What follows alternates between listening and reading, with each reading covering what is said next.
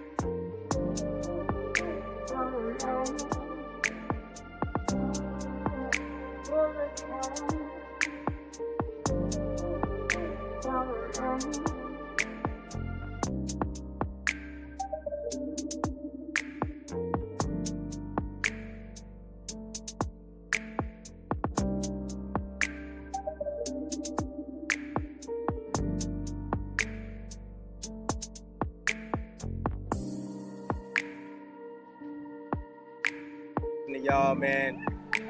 2 cents be on point. She be on point, bro. Appreciate it.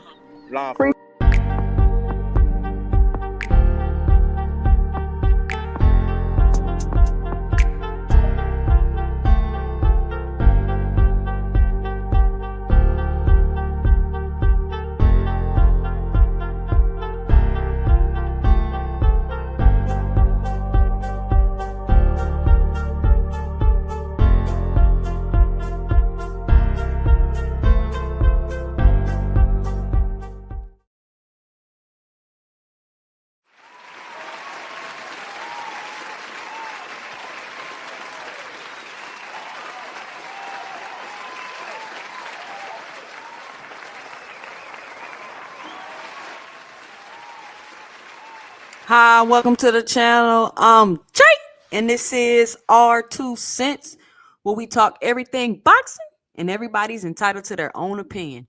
In today's live, we will be discussing Shakur Duck Tank, Ryan fighting Tio, and Tank, the most viral boxer ever. But before we do that, make sure you punch that like and subscribe button, and make sure you let me know and drop it below your 2 cents as we go throughout the live. And be sure to hop on the panel when I drop the link. Come on up and give me your 2 cents. How is everybody doing on this Friday night? Listen, I hate that I can only fit time in my schedule to go live on Friday, because it's it be so much going on throughout the week. And I talk about it. I get on, hop on somebody panel, talk about it, be in the chat, talk about it. By the time we get to Friday, I'm like, man, I've been talking about this, been talking about it all week.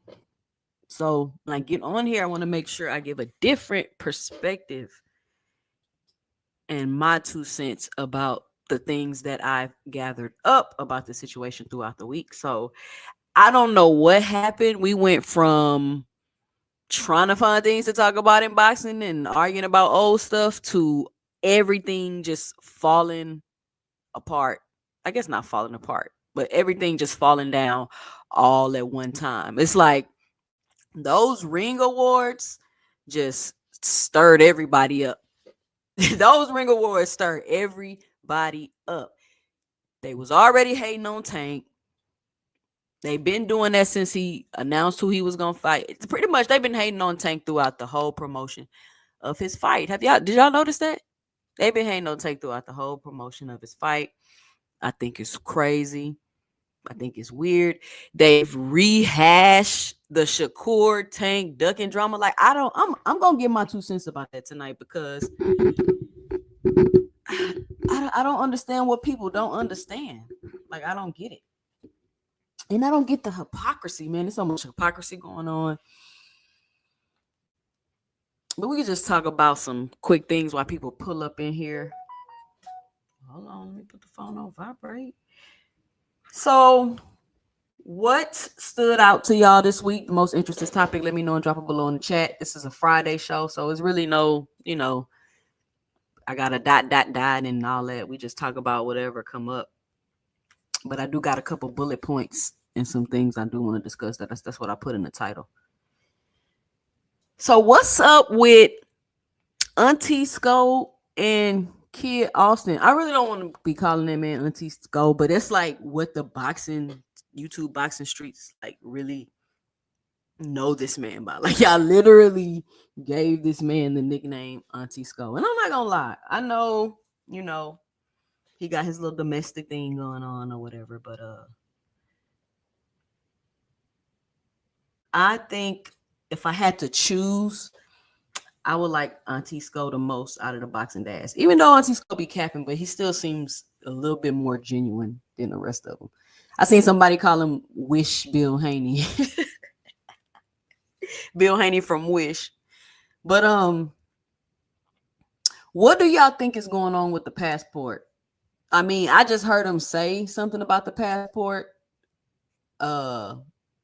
I didn't watch a video, but I seen somebody say it was something else with something like in his past with some domestic violence or something like that. What do y'all know about that situation? All I know is he said somebody in this camp ripped out the signature page in his passport, and when they got to the airport, he couldn't get on the plane. And so they had to fire everybody. And this is on Mill City when he did the interview. And he was just saying, like, it's been a lot of dirty stuff going on. And they telling him he can't spar with this person and spar with that person. And I'm just curious, like, how much truth y'all think it is to that? I know a lot of stuff been going on behind the scenes in boxing that we don't know about. And then a little after he said that, they said that the WBC, right? The WBC is going to implement the rehydration rules because they've always had them. Always had the rehydration rules. And they're implementing them on Kid Austin. And I think that Auntie Skull feels like, I ain't gonna call that man Auntie Skull. Y'all know who I'm talking about. I think Schofield Sr. feels like they're trying to protect Shakur Stevenson and not let Kid Austin get as big. And maybe that, Shakur Stevenson has reached out to them for them to implement the clause, which wouldn't be too far-fetched because we are familiar with Shakur Stevenson going behind Jamel Herring and doing things to get stuff done. He's allegedly in a deal with Bill Haney. He goes to the sanctioning bodies to do whatever he did to get a bigger split. So we know that Shakur Stevenson is not above, using the rules basically and making sure that things get implemented and getting everything to his full advantage, which is not a problem. I mean, it's chess, not checkers. So if I have if you being bigger, let's say you being bigger than me would give you an advantage, and I'm like, nah. And there's a rule in place that we're supposed to be on the rehydration clause. Guess what I'm gonna do? I'm going to go and get the rule implemented. I'm going to go and get the rule implemented. And I'm talking about this because I'm going to circle back around and I'm going to bring it back to the hypocrisy. So it's a rule in place that you can't hydrate, what is it, 148.6 or something like that. And you being bigger may possibly give you an advantage. So boom, let's implement this clause. Now, if I'm Shakur Stevenson, I can, hey, I need to implement this clause. I'm not putting the rehydration clause on them. It's the WBC putting the rehydration clause on them, which is true. But you're drawing attention to it and making a point to get it implemented. Now, I've also heard that the WBC has a new president, which I just heard somebody say in my homie Just Do chat, which shout out Just Do, and I don't know how true that is. I just heard it. Somebody let me know in the chat, look it up or something, and that they are allegedly going by all the rules like they supposed to, which is why they're implementing the rehydration clause. Shout out to Mr. Greg with the $5 in the super chat. He says, hold on, what's going on with this button up there? Good evening, 2 cents in all the chat. What we doing in the club tonight? Shout out Mr. Greg for the $5 in the super chat.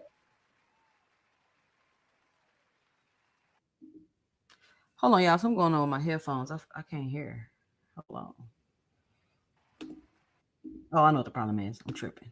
All right, there we go. Can y'all hear that? Mr. Greg with the $5 in the super chat. Okay. So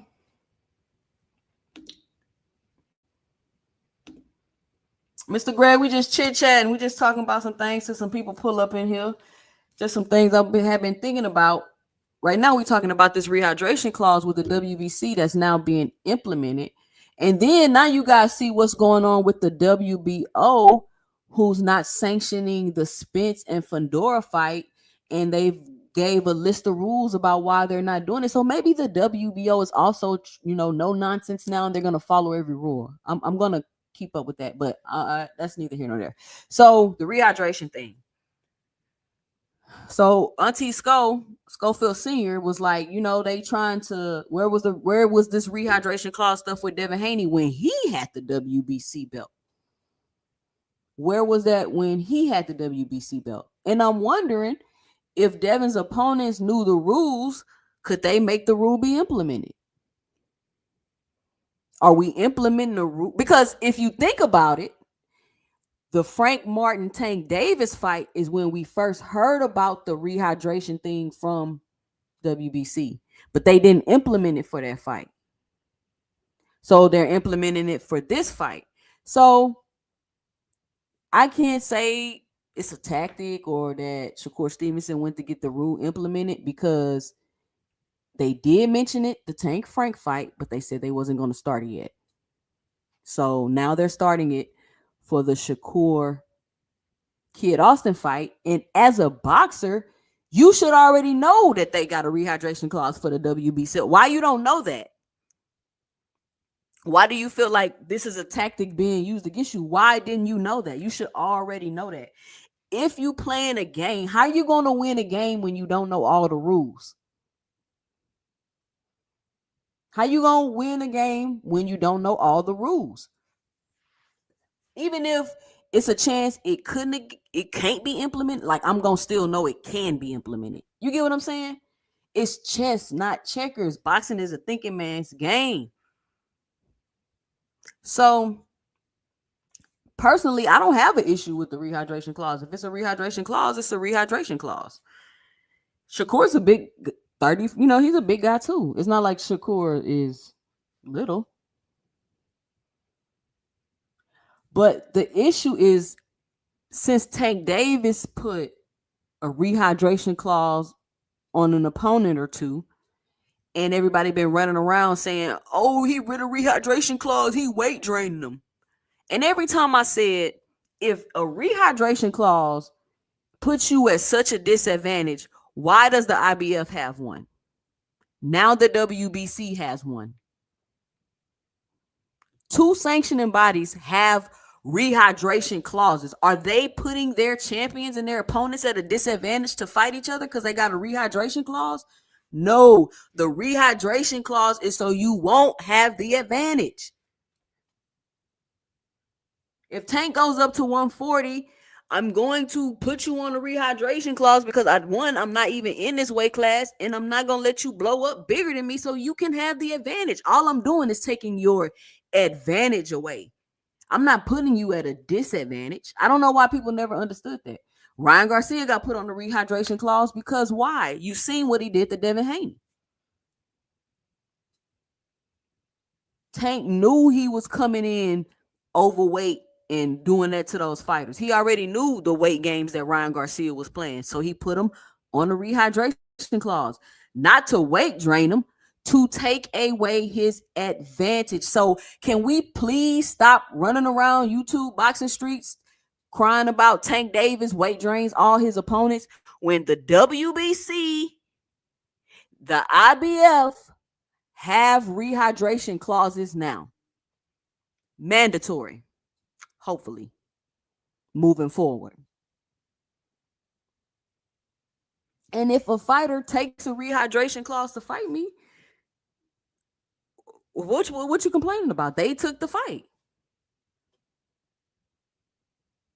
So that's the hope. That's why I wanted to kind of bring that up. So let's just take that out. Take that out of your Tank hate basket, please. Take it out of your Tank hate basket. It's not relevant. Now let's see who we got in the building today. All things in the building. What's going on, all things? Cash Crypto. What up? Big Block. Big Block. Hold on, Big Block. I can't believe I ain't got you wrenched up. I'm passing out some wrenches today. There you go, Big Block. Who else we got? Mr. Boxing Fanatic in the building. What's going on? AJ64, what's up?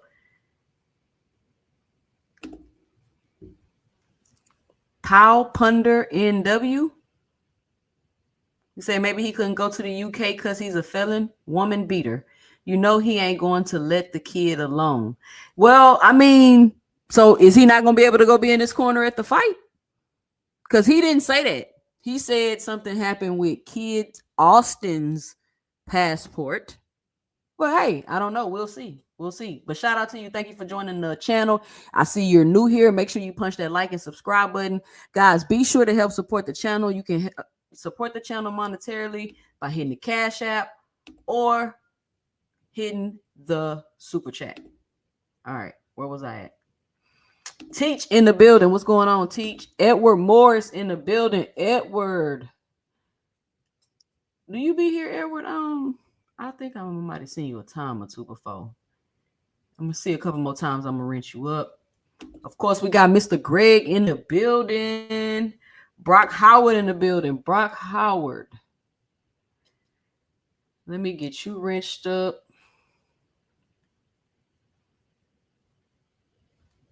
Let me see.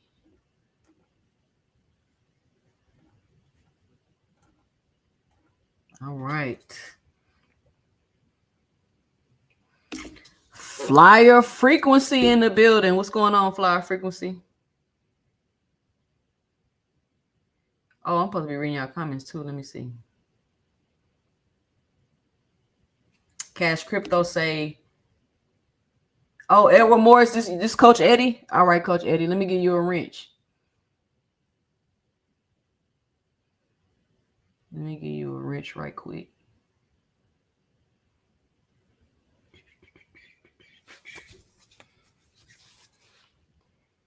Um. Dun-dun-dun. All right, there we go. Remorse. Says nobody been fighting under that rule under the WBC. Yeah, but remember the Tank and Frank fight? They was talking about it, and everybody was like, "Oh, Tank called the WBC to put a rehydration clause on Frank," and then they were supposed to implement it, I think, but then they said they weren't gonna implement it. So I think they're doing it this fight. I don't know. It was something crazy like that. Or was that the WBA? What sanctioning body was that talking about doing it for the Frank Martin and Tank fight? WBA. It was a WBA. So I think all of these sanctioning bodies are gonna start implementing these rehydration clauses. I think.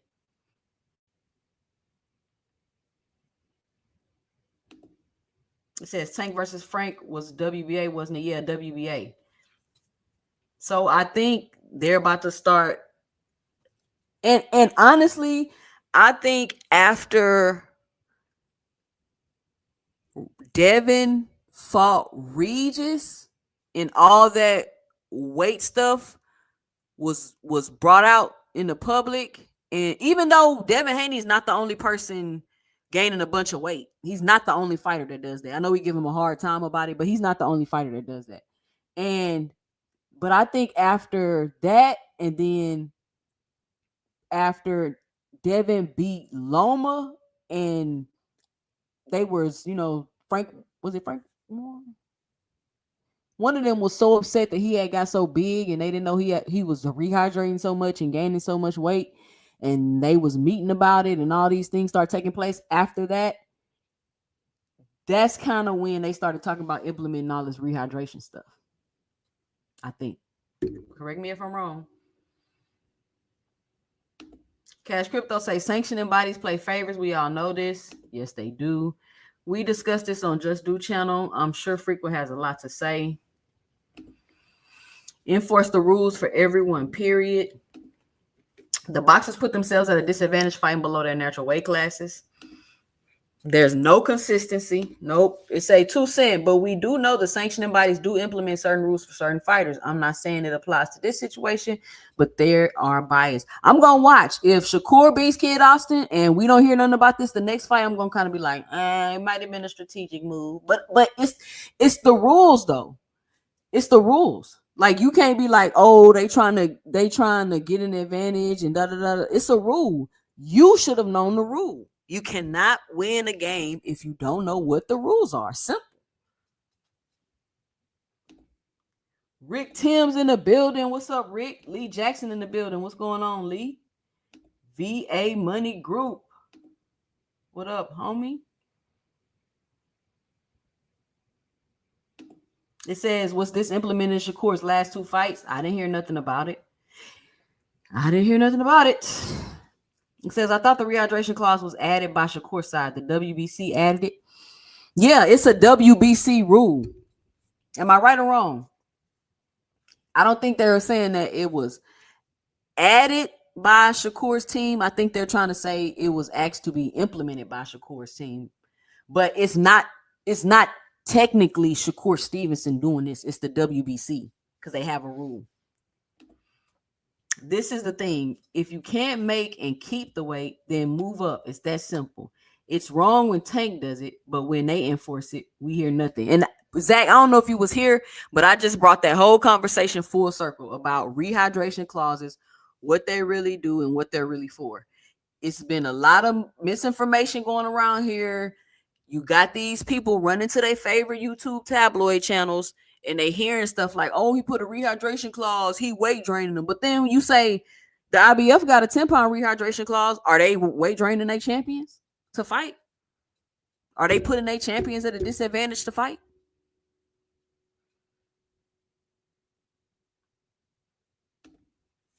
It says, nah, Schofield said his passport was stolen and kid passport was missing the signature page.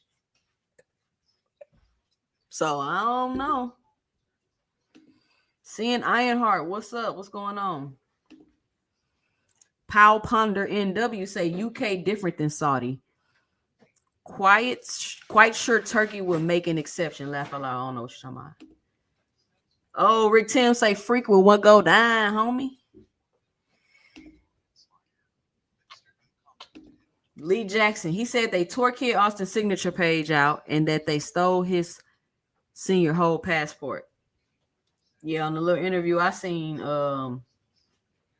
he was talking about how they took the signature page out. But is there any truth to this domestic violence stuff that people saying? Because I mean, he knew he wasn't gonna be able to go if that's the case. He already knew he wasn't gonna be able to go. But I don't even think he would even have a passport. Is he a felon? I mean, I don't really know. I'm just curious what y'all think about it. Because if if they had somebody in their camp do that, that's diabolical. That's diabolical because they was about to cancel the fight. I heard Oscar had to sit in on a press conference. Brock Howard say H-Town is going to support you. H-Town, it go down. Know what I'm talking about? Let's see. We got I am your leader in the building. He say that was WBA. Right, that was a WBA.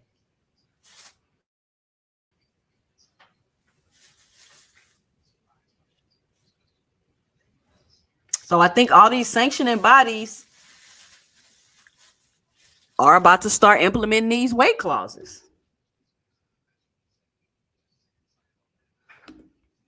Mr. Boxing Fanatic, you say the WBC has never did it? Never?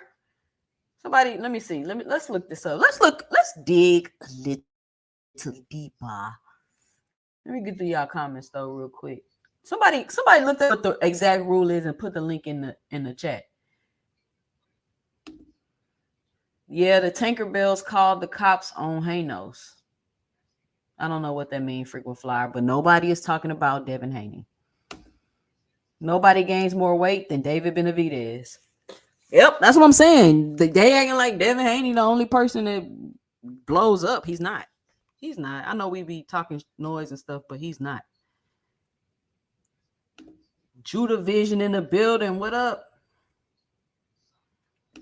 Says, but if you're picking and choosing who you make follow the rule, you look weak.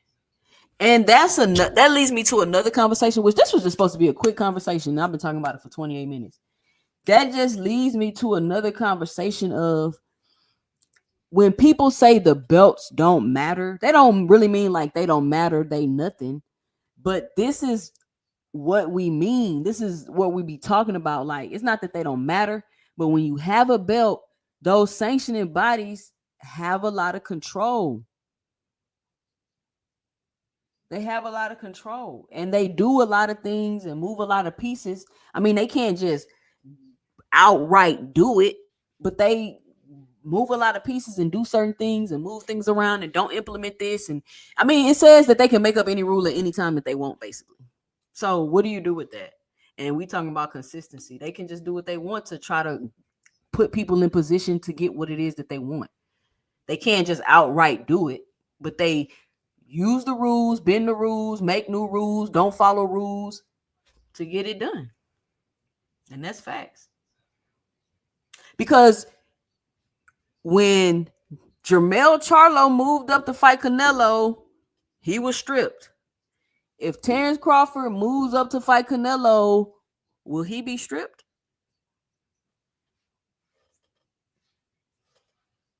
Will he be stripped? I'm just asking. D1 in the building. What's going on, D1?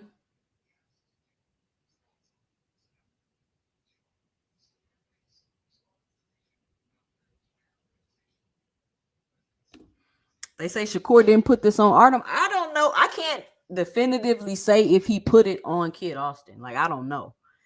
You know what I'm saying?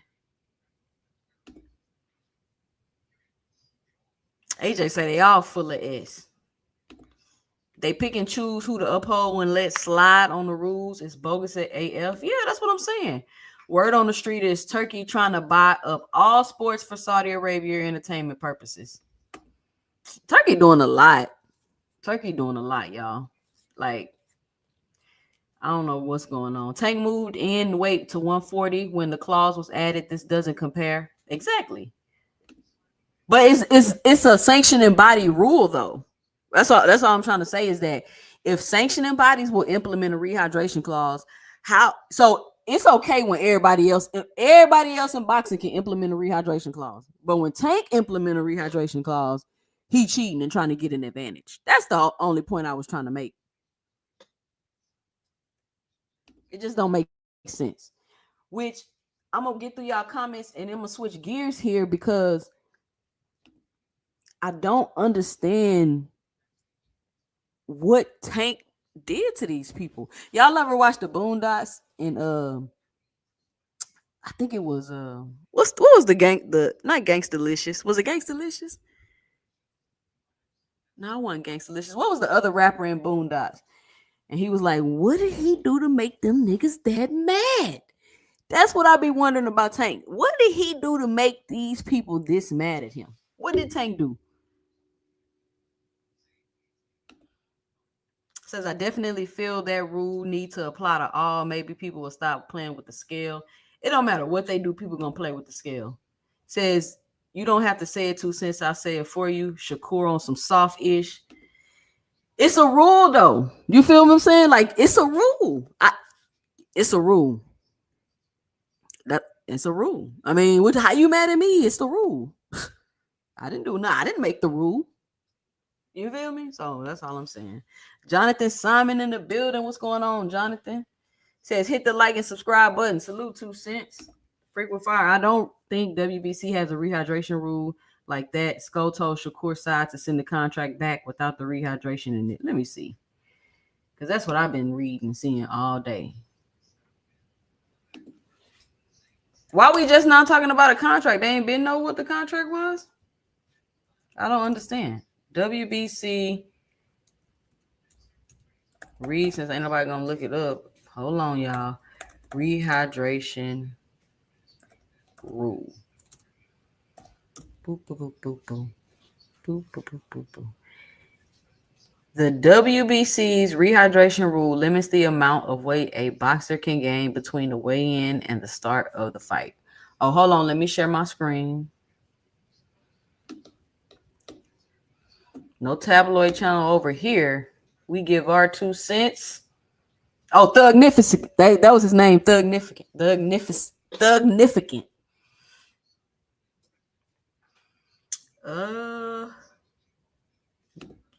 Get this off the screen.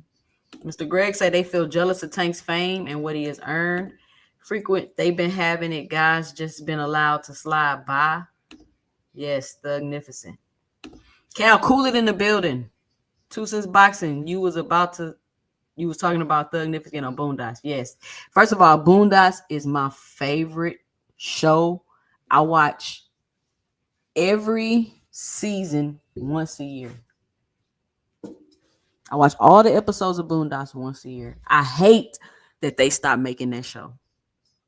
And they predicted so much. It's crazy. But that's my favorite show. I love Boondocks. Like I literally laugh out loud still when I watch it. It gets funnier every time I watch it.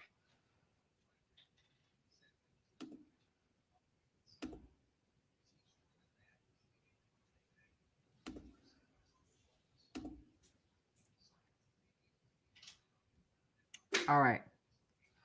The WBC rehydration rule limits the amount of weight a boxer can gain between the weigh-in and the start of the fight.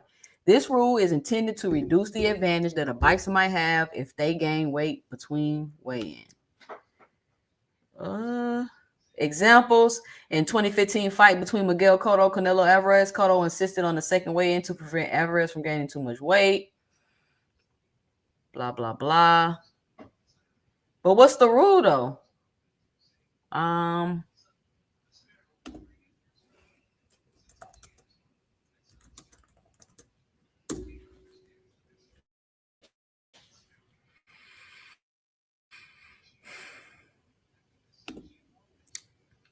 It's not telling me nothing though.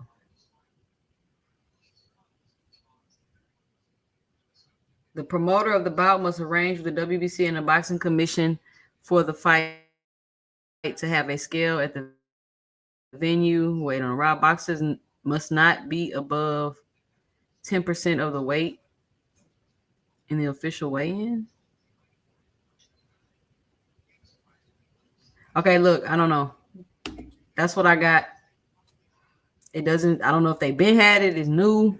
Y'all let me know and drop it below because I gotta go on with the show. That was just supposed to be a quick conversation. Now we doing research. So let's talk about this one next. Let's talk about this one next. I got about 10 more minutes. 45. After 45 minutes, I'm gonna drop the link. When I'm gonna drop the link, y'all come up here. But I still got topics to talk about. I just want to talk about it.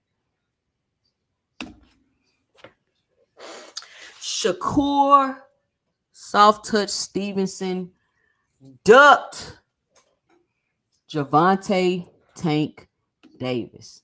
That's what everybody's saying. That's what everybody's saying. Some people been saying it. Some people just now saying it. Because just recently, Tank put up a tweet saying, bro, I sent you an offer. You ducked me. Period. I sent you an offer. You ain't want it. You ducked me. Shout out to Big Bob Gunn with the $4.99 in the super chat. And he says nothing. Shout out to Big Bob Gunn. So everybody like, oh, Shakur duck Tank. Shakur come out and he says, no, you didn't send me nothing. Post the contract. Now, we all know nobody's going to post a contract. We all know nobody's going to post a contract. But I just want to give my 2 cents about the situation. And I'm going to run it back. I'm going to run it back to the beginning. When Shakur Stevenson did the interview and he said, they contacted me, but they never called me back. Let's start there, and I'm going to give my 2 cents. And by the time I'm done, it'll probably be time for me to drop the link. And y'all can come up here. We're going to talk about this Tank hate because it's crazy. So, this is what I think happened, right? This is my 2 cents about the situation. They reach out to Shakur because Loma dropped out the fight. Shakur's available because he's in the midst of looking for somewhere to go. Shakur Stevenson, who was running around fronting like he wasn't with Eddie Hearn, was already either close to signing with Eddie Hearn or already signed with Eddie Hearn when they reached out. They reach out, they say, hey, Shakur, we had Loma lined up. You want to step in and make this fight with Tank next? And Shakur say, sure. What y'all trying to do? They say it's just gonna be a 1-fight deal. Fight Tank and go about your business. He say, nah, I'm looking for multiple fight deal. Cool. We gon' holler at you later next year. And he says, cool. And everybody going on about their day. And then Shakur Stevenson says, I know the fight gonna happen. He not ducking me. I'm not ducking him. I know the fight gonna happen. Why is that not the end of it? Why is that not the end of it? First of all, I don't want to see Shakur Stevenson fighting Tank as a replacement opponent. No, I want you to be getting ready. I want you to have your full camp. I want you to have all of that taken care of before you fight Tank. I don't want you to just be a replacement opponent filling in for Lomachenko because he dropped out the fight. I don't want you to fight. Why would Tank Davis fight you right now so early in his deal that he has with Amazon Prime? That, by the way, has been confirmed, as far as I know, with somebody said on Academics Channel. So everybody go about their business. Shakur Stevenson ends up injuring his hand anyway. So even if he sent him a contract to fight, he hurt his hand. They still wouldn't be fighting. So then Espinoza comes out and he says, we tried to give Shakur something. He was looking for something different. He went a different direction. Why is everybody in an uproar about that? I don't understand the big deal. They don't want to fight right now. But y'all only mad at Tank. Y'all only mad at Tank. Like it's his fault the fight not happening. I don't understand. Boxing hacker says Tank also said the fight is canceled. He's capping. Shout out to Boxing hacker.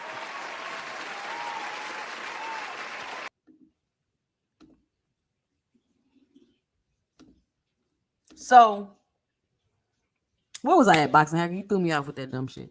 Damn, what was I saying? So, I don't see what the big deal is. So, Espinoza comes out, say we went a different direction, and then Shakur Stevenson come out and say, he says like you lying, is cap. Y'all said y'all was gonna spin the block at the end of 25. I wasn't gonna say nothing or something like that. He says, which means there was more information to what he said the first time that he gave us with the they called me, but they ain't called me back. No, they called you. You said you didn't want it, and they told you, all right, cool, we're gonna spin the block in 25. Cool. Why is everybody not cool with that? Why everybody not cool with that? So people still, why he ain't send the contract? Why he ain't send the contract? If he duck, why Tank ain't say nothing? If he duck, why Tank ain't say nothing? Tank come out and say something he duck. Now Tank lying. Now Shakur saying, oh, if I duck, post the contract. I don't understand what it's about. Shakur Stevenson, listen, me making a better business decision, in my opinion, is not a duck. Me not wanting to fight you as a replacement opponent when this gonna be my biggest fight, in my opinion, is not a duck. I could see if Shakur Stevenson is in a position where he just has to take the fight. He's not in that position where he just has to take the fight. And since he's not in that position where he just has to take the fight, if Tank offer him the fight, he doesn't have to take the fight, which is exactly what happened. So can we take the whole Tank ducking Shakur, Tank don't want to fight Shakur? Can you take that out of your Tank hate basket, please? I'm not saying Shakur duck. I'm not saying Tank duck. It just wasn't the right time for the fight. So take that out of your Tank hate basket. And if you hating on Shakur, take that out of your I hate Shakur basket. Hating on Shakur basket. Because I don't think that they're ducking. It's just not the right time to make the fight. Now, what I do have an issue with is Shakur Stevenson going from we the MJ and LeBron and this the Super Bowl of boxing to I don't need him. I'm not gonna chase him. First of all, at what point did anybody ever say that Shakur Stevenson needed Tank Davis? Like this whole I don't need him. When and Keyshawn coming out saying I don't need him? First of all, Keyshawn, nobody was even thinking about you fighting Javante Tank Davis till you beat Lemos. So you coming out talking about you don't need it and you don't nobody like chill out. Shakur Stevenson, when did you start saying you didn't need Tank Davis? Why? How we go from the Super Bowl of boxing to the MJ and Jordan to you don't need him, you're not gonna chase him? Now, I'm not saying you do need him. I'm just saying, why are you saying that? Whoever said that you needed him? You obviously don't need him. You just turned down whatever they were trying to do. You don't because you don't need it. Obviously. If they fight, they fight. If they don't, they don't. But this whole we want to point fingers and every fight that ain't being made is Tank fault. Tank got to fight T.O., Shakur, Devin, and whoever else y'all could think of. And all Shakur got to fight, all Keyshawn got to fight, all T.O. got to fight. It's Tank. All those people only got to fight Tank, but Tank got to fight all those people.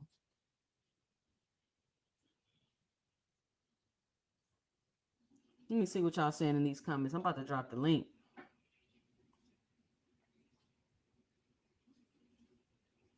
Hold on.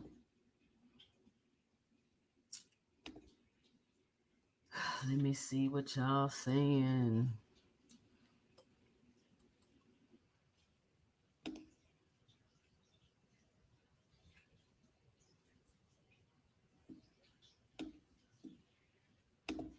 It says, I believe Shakur wanted a rematch clause on his end as well, which is why he didn't take it, period. They always have a rematch. They always have rematch clauses in their contract. I couldn't imagine them offering him a fight without a rematch clause. So he would have had, that's 2 fights right there. They would have just had to give him one more fight. I don't know why they wouldn't do that, but they was like, hell no, I guess. Somebody say boxing hacker sleep. Boxing hacker, what the does that have to do with anything, dude? Shut up. Jay Will in the building. What's going on, Jay Will? So why he didn't say it at first? That's why he sounded like a lie. That's what I'm saying, Mr. Boxing Fanatic. But I felt like he was just kind of trying to be like, I ain't gonna, spill all the beans type of thing. But you tried to make Tank look a certain way. You get what I'm saying? Like you tried to, they call me, but they ain't call me back. You get what I'm saying? Like you trying to make him look a certain way. Loma Duck and Tank's team was obviously looking for a replacement, but some morons will say they called to make a fight in 25.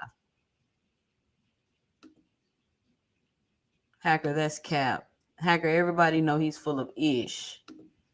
Tank didn't offer Kurt anything. No, he didn't offer him anything. Because I don't have anything to offer you. I don't have what you want. How can I offer you what you don't want? I want to offer you a 1-fight deal. You don't want that offer. You're looking for something different. You want a multiple fight deal. So what am I going to offer you, Boxing Hacker? Gotta just ignore Hacker. Y'all know he has no integrity. He a no integrity having follower. According to you, and we don't give a what you haters and liars say, buddy. Mr. Boxing Fanatic say, hell no, 2 Cent. He cannot get away with that because he jumped on the internet and said they beef was deeper than boxing. Then called Tank a duck when Floyd gassed little buddy up. Yeah, I mean, I know he did all that. I get what you're saying. Like, I get this perspective of it, but I'm just being, you know what I'm saying? Because Shakur Stevenson contradicts himself every time he does an interview. Like I watch Shakur Stevenson interviews because it's like my job. I'm a content creator. But if I wasn't, I wouldn't even pay attention to nothing Shakur Stevenson says. How do you even know any of that ish, dude? NHA Tube in the building. What up, NHA? Big Dre in the building. What up, Big Dre? Lee Jackson, he wanted a rematch. If he lose, the rematch is only if Tank lose. Oh, so you saying Shakur Stevenson wanted to be able to say, let's have a rematch. Nah, that ain't how that work. The Phenomenal Show in the building. What's up, Phenomenal Show? Mr. Box Fanatics, no 2 Cent. I'm talking about Shakur wanted a rematch clause. We know Tank always have a rematch clause in his contract. Oh, I see what y'all saying. I don't know. I mean, why should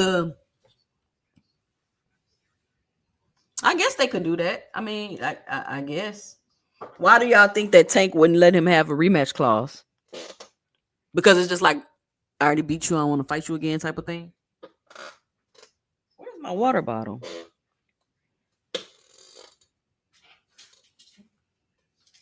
Baby, can you get my water bottle out the car?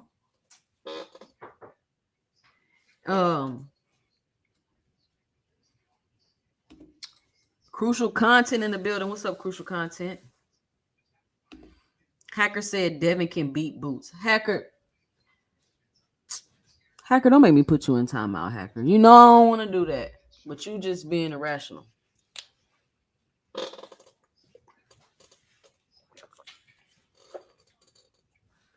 In what reality can Devin beat Boots? The Phenomenal Soul. Shakur don't be knowing what's going on behind the scenes. His team do him just like Boots' team does him. They keep them boys out the loop. That's why Shakur don't be knowing ish. That's probably why he be sounding like that and be contradicting himself in every interview because he don't really know what's going on. Tank probably know what's going on with his stuff more than Shakur does, and all these fighters running around talking about how they their own boss. No, they not. No, they're not. So now Tank sending contracts. I thought it wasn't that easy to just send a contract. Maybe it was just a contract, not a contract. LMAO. Now, I want y'all to let me know and drop it below when I said Tank sent the contract.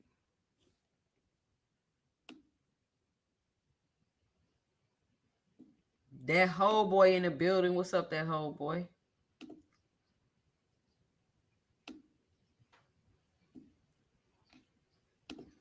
That's exactly why he contradicts himself. That boy is locked out of the business aspects. Yeah, I'm sure.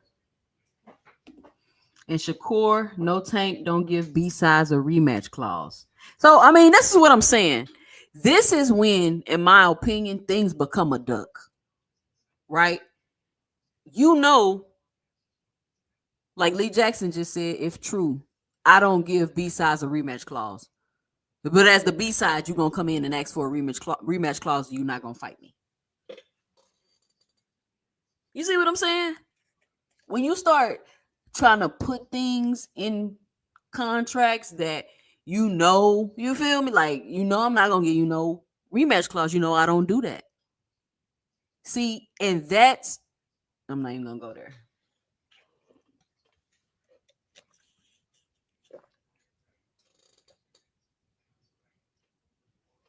Oh, you talking about what Tank said, NHA?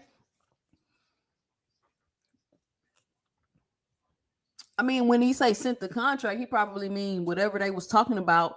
He tried to go and get it done with him, and he didn't want it. I mean, what's so hard for y'all to understand? Y'all trying to be so nitpicky and want to hate on Tank so bad. Y'all being silly. They didn't want to fight right. He didn't want to fight right now. He didn't want to be the replacement. Cool. He wanted to go somewhere else. He wanted to go do more fights. He wanted to go make more money before they fight. They said they was gonna spin the block at the end of 25. What's the problem?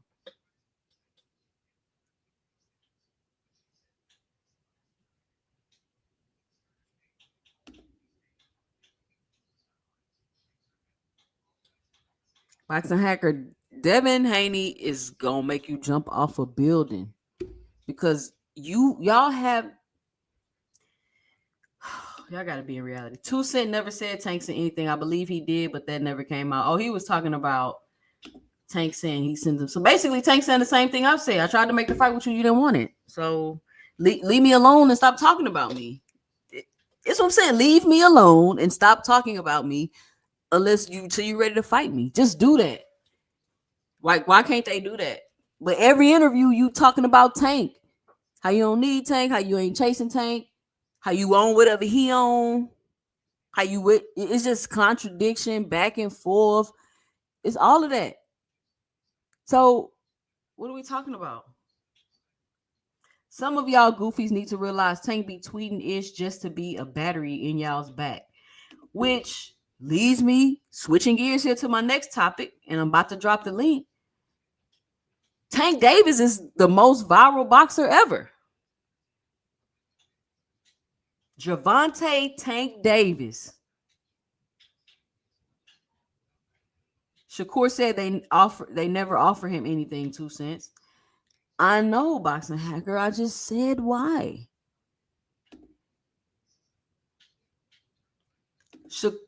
Gervonta Tank Davis is the most viral boxer ever. Every especially listen, y'all think this Lamont Roach fight not gonna do numbers because quote unquote don't nobody want to see it? Go look up Google Trends and see how many people Googling searching for this fight. Tank drop a video of him doing some pad work. It goes viral. And it don't go viral just because he's Tank. Look at what he's doing in the video. Look at how he's looking in the video. Let me see if I can pull some of this up. Let me see. Nobody is dropping anything and going viral like Tank. How can y'all explain that? How can Tank be nobody want to see like y'all like the YouTube streets is part of the YouTube streets is trying to make it seem like people are losing interest in Tank and they getting sick of Tank and they're tired of who his opponents are. When the truth is, casual fans don't know who his opponent is. They don't know all the boxers. They don't know Shakur Stevenson is the WBC champion. Casual fans don't know all of that. That's why it's a bunch of hardcore fans online arguing about it. They don't know. Everything Tank has been dropping throughout this whole promotion has been going viral. Why y'all think he not gonna do numbers? Devin Haney been cussing out people on Twitter all day. Now one of them tweets went viral. He called what's his name? All Stars. What's that YouTuber name? The All Star dude with the soundboard. He called him fat and greasy or something. He called him. I ain't hear now one person say anything. No backlash, no nothing. Nobody cares. Nobody cares. Now I'm not gonna lie, you post something with Shakur, it do some decent numbers. He got a nice, he got a decent little following. But none of them is more viral than Tank Davis. How dare you try to convince the public that people are losing interest in him? Oh wow, everything he dropping going viral. How could that be coming out of your mouth? I don't understand it. Like seriously. I don't understand it. Even if you don't like the guy, he's going viral. Oh God. Terrence Crawford drop a tweet.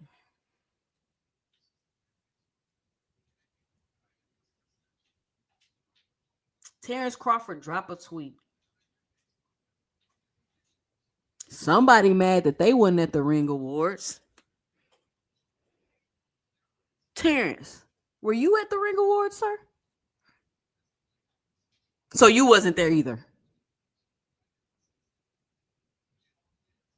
Petty. Terrence is very petty, but I like petty Terrence. I'm not gonna lie. I like when Terrence Crawford being petty. Because I don't think he'd be mad for real. He'd just be picking at people.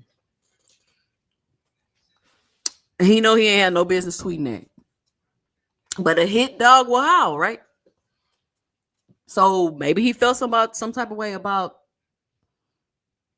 Tank saying what he said about them dudes with Turkey. Because it was all facts. It was all facts. And they had a little back and forth or whatever.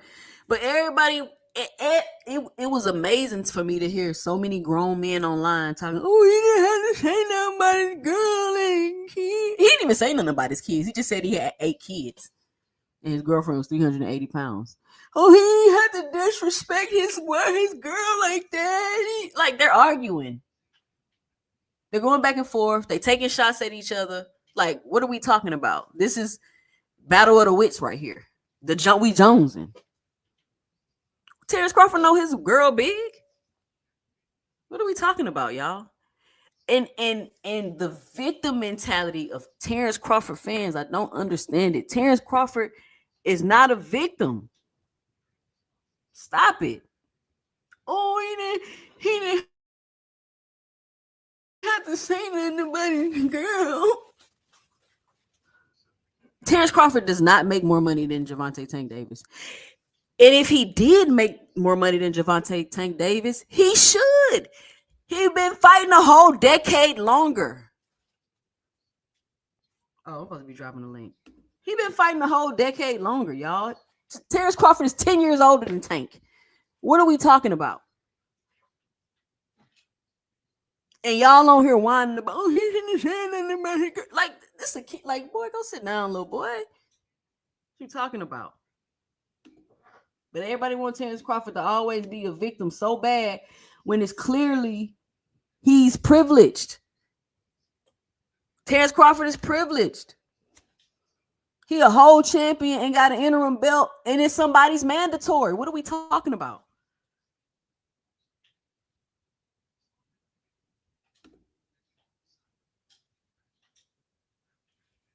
They all over there with. Listen, it's a place for turkey and boxing. Nobody is saying like, oh, turkey shouldn't be in boxing. Turkey. When I talk about turkey, I'm just trying to see what's up, what the agenda really is.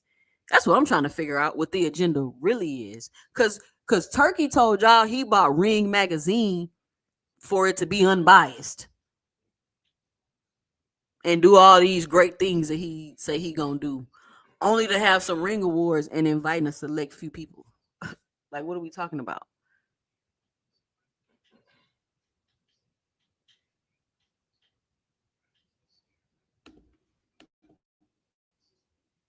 So there go the link. But I thought the back and forth between Tank and Terrence was cool. I felt like Tank had some good points, and he's just sick of them. Y'all talked about Tank the whole Ring Awards. They talked about Tank the whole Ring Awards. They asking everybody about Tank. They asking everybody about Tank. But YouTube streets will convince you that people losing interest in Tank and he not gonna get away with fighting who he been fighting, and they not paying him, and Tank is disgruntled with his promotional company that's mistreating him. Tank has broken up with his longtime trainer and father figure, Calvin and Kenny. He fired him. Tank is gay, which I never seen so many men obsessed with another man's sexuality. I don't get it. Why do y'all care so much? I don't get it.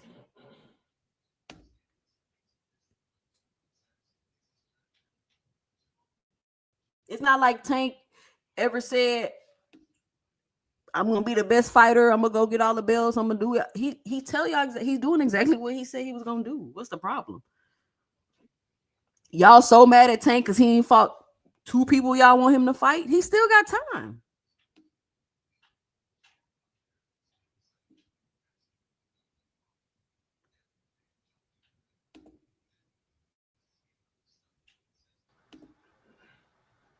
Hold on.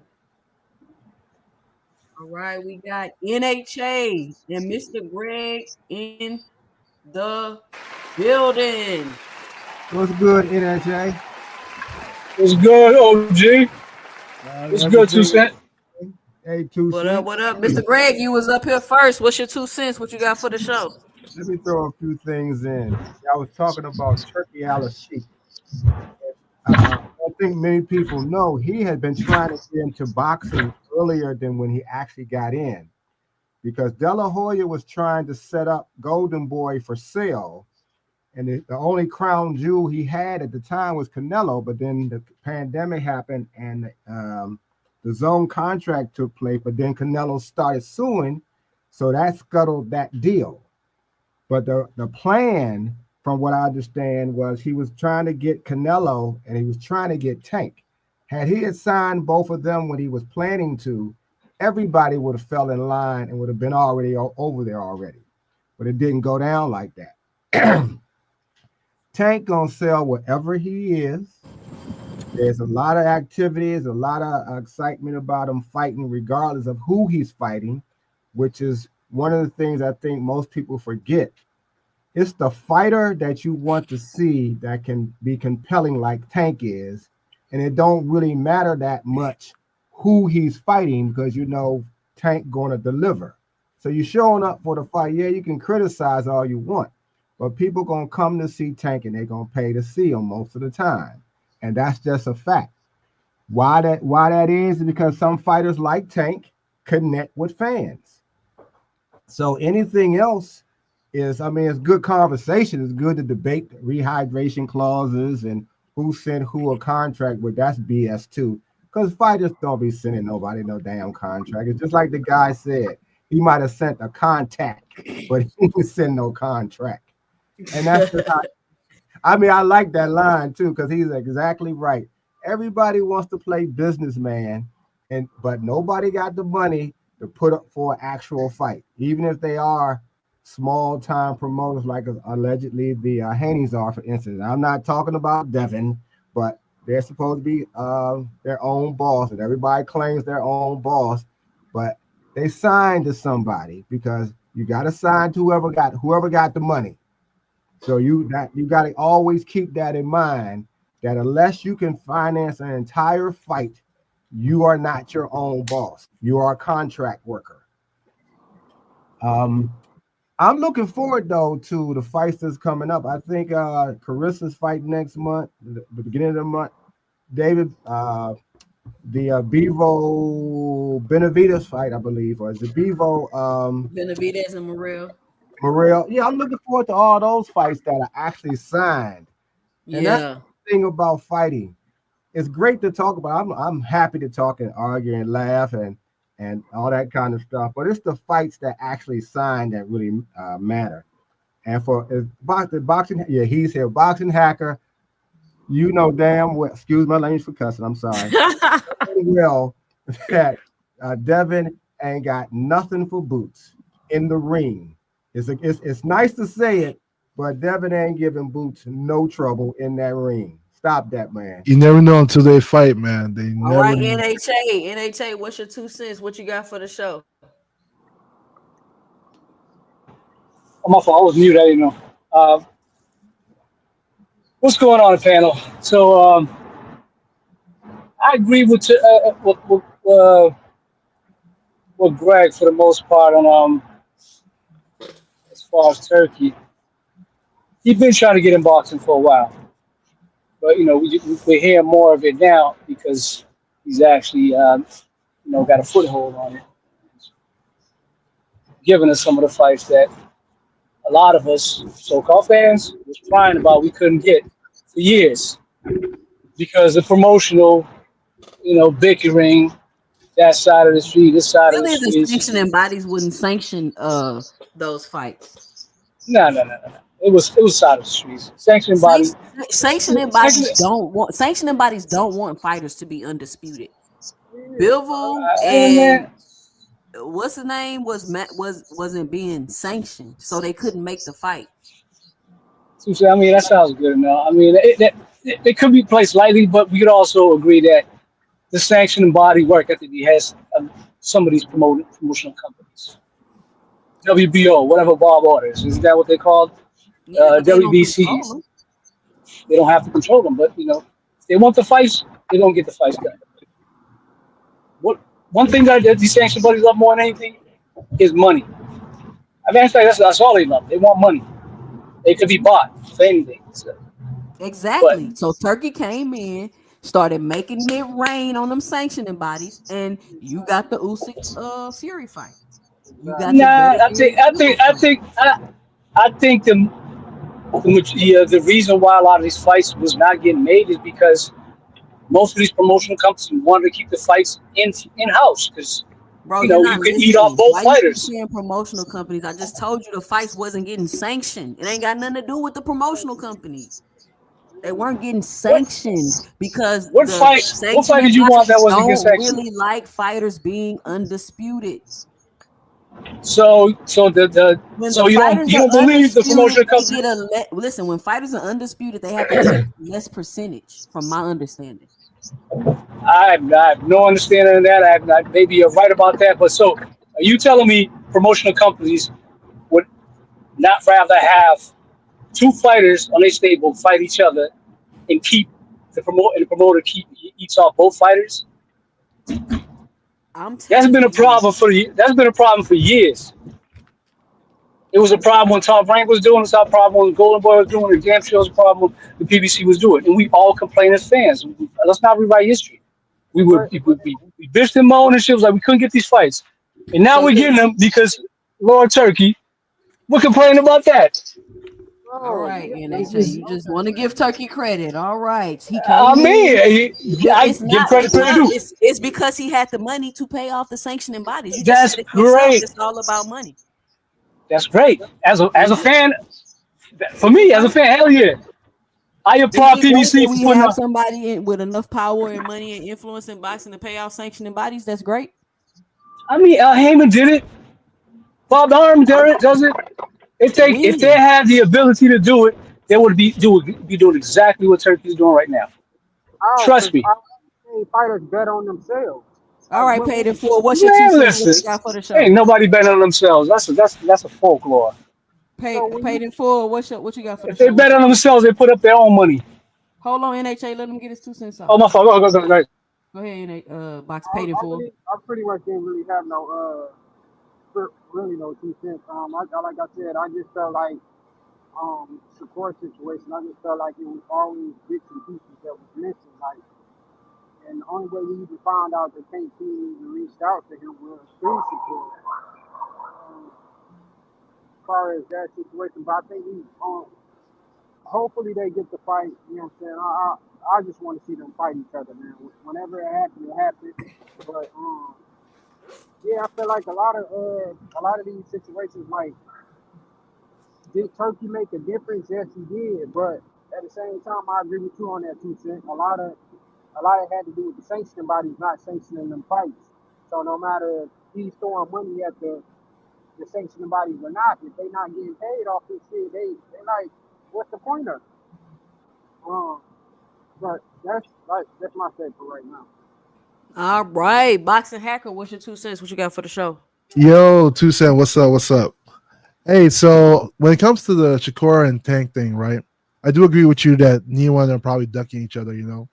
However, when it comes to the whole if they send an offer or if they didn't send an offer thing, you know, it's like one person's word versus another, right? Like Shakur said, they didn't send them an offer. Tank said they did.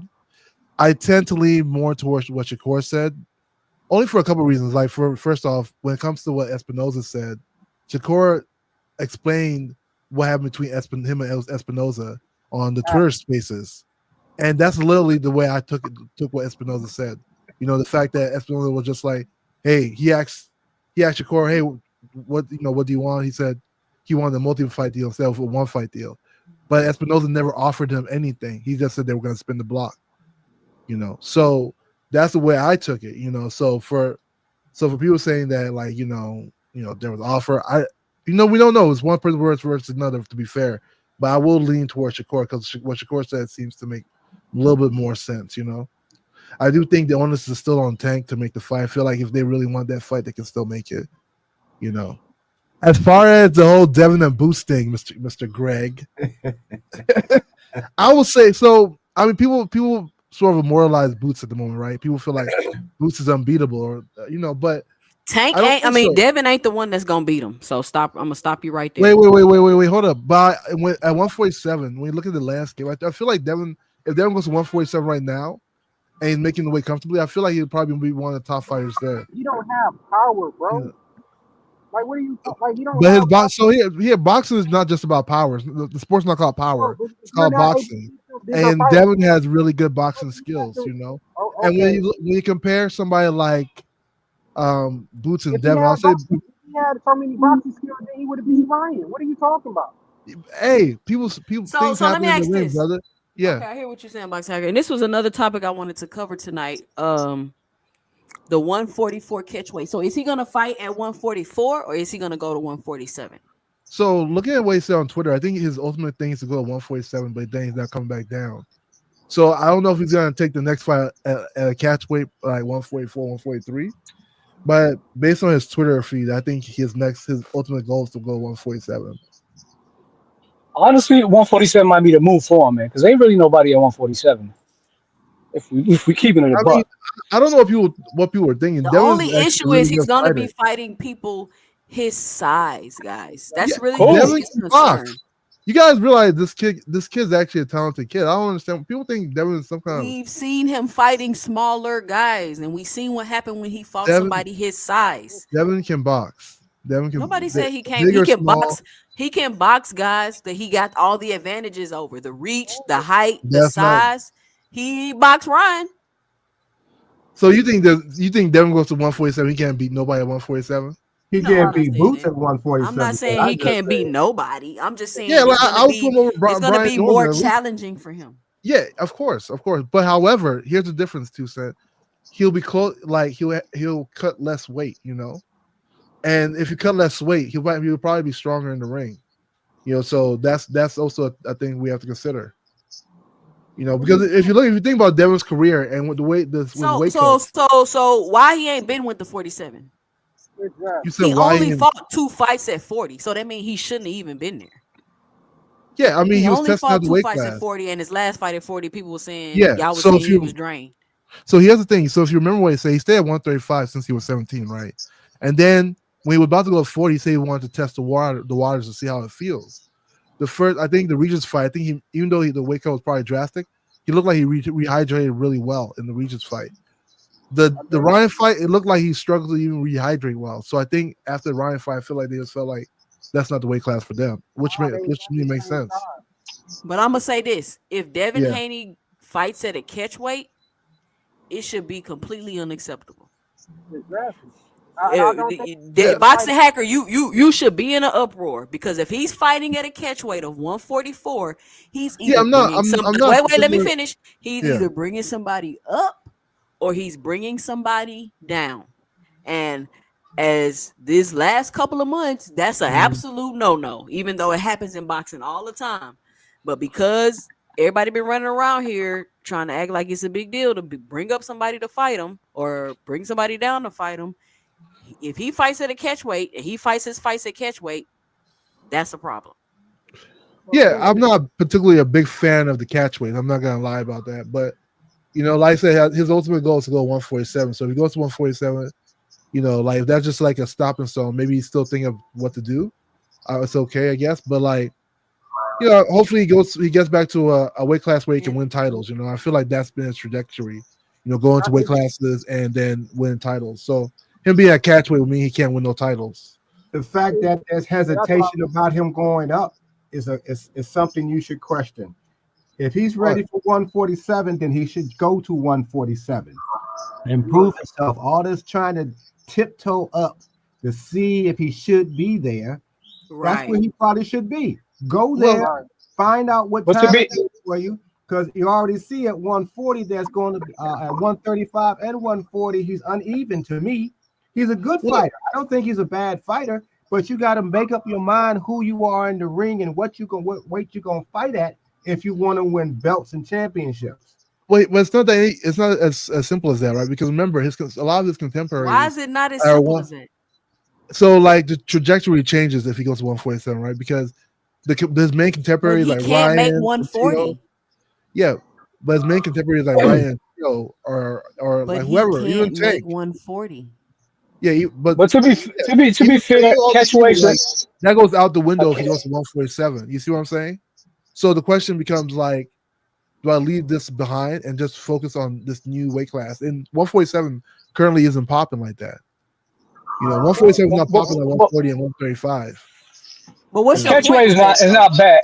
Catch weight is not a bad thing, per se, compared to like putting a rehydration clause and so on and so forth. Because Oh my catch weight been God! around for the longest. Stop it! I just No, covered I'm the just saying. rehydration clause. Why are you bringing up a rehydration clause? I mean, rehydration clause I'm is just What's a wrong no, I'm with a not. rehydration clause? What's wrong it with a kills people in the rehydration clause? ring. That's what's wrong with it. Okay. So why does the IBF have a rehydration clause? Why does the Because they're making a WBC have a mistake. retract? Just because they have it, Because don't they're don't mean making it's a a good thing. mistake.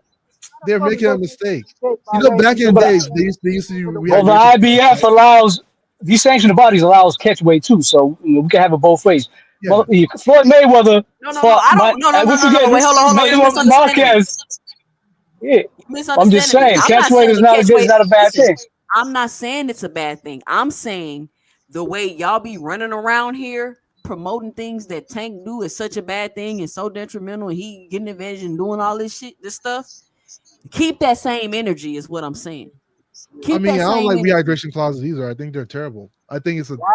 No, that makes motherfuckers stop actually playing games with the scale. It makes no. them It actually doesn't. start fighting by their No, it weight doesn't. class.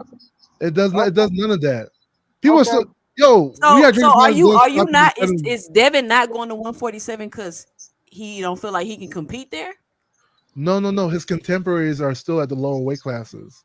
Think So he about gonna it. bring. So he gonna go If to he goes to boxing hacker. 147, Look yes. how weak that sound. So he gonna go to 144 and bring up his contemporaries from 140 and fight them No, at no, no. 144. It That's depends on what you're saying.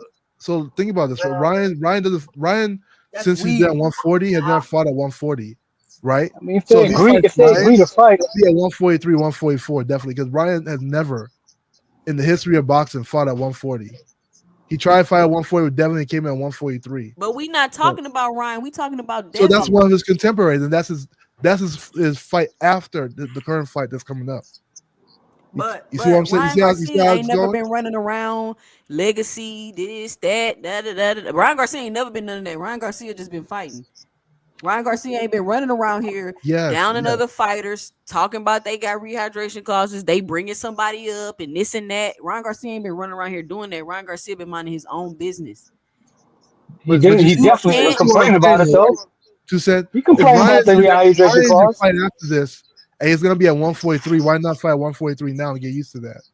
You see how that works? Oh, that's not no Because you know fucking. Ryan's gonna fight at 143. He's not gonna fight at 140. He's never fought at 140.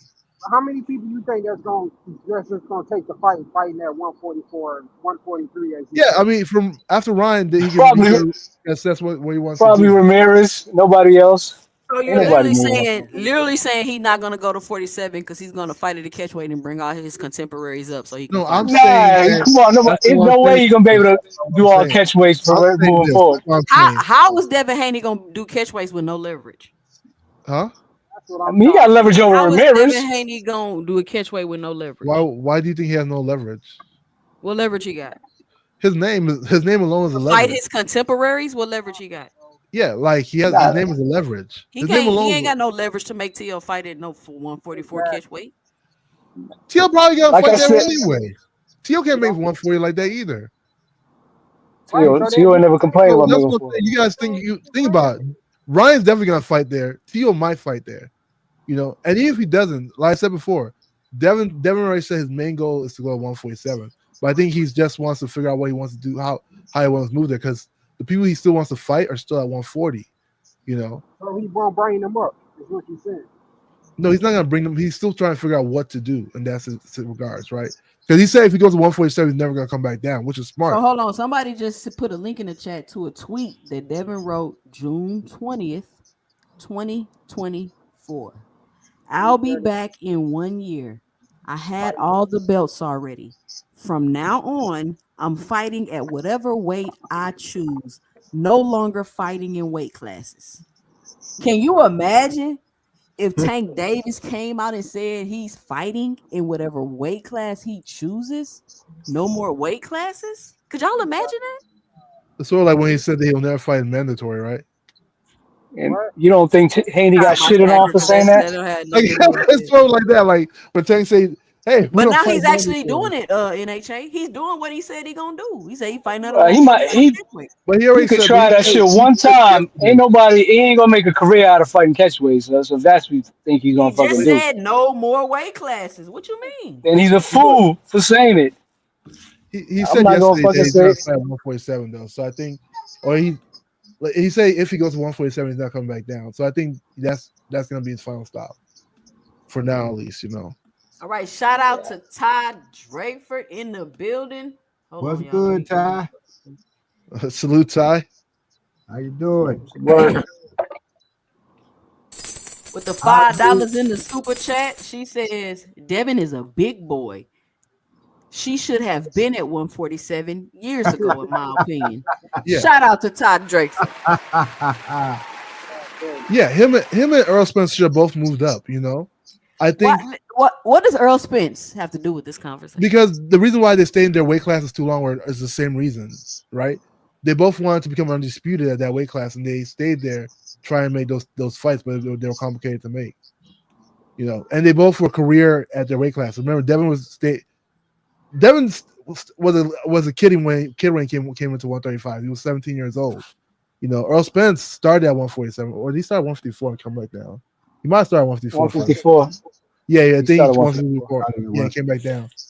But they both stayed in the weight class to get, to accomplish the goals they wanted to accomplish. People act like Devin was staying in that weight class. Oh, he wanted the advantage. No, if you're cutting drastic weight, it's not an advantage like people think it is.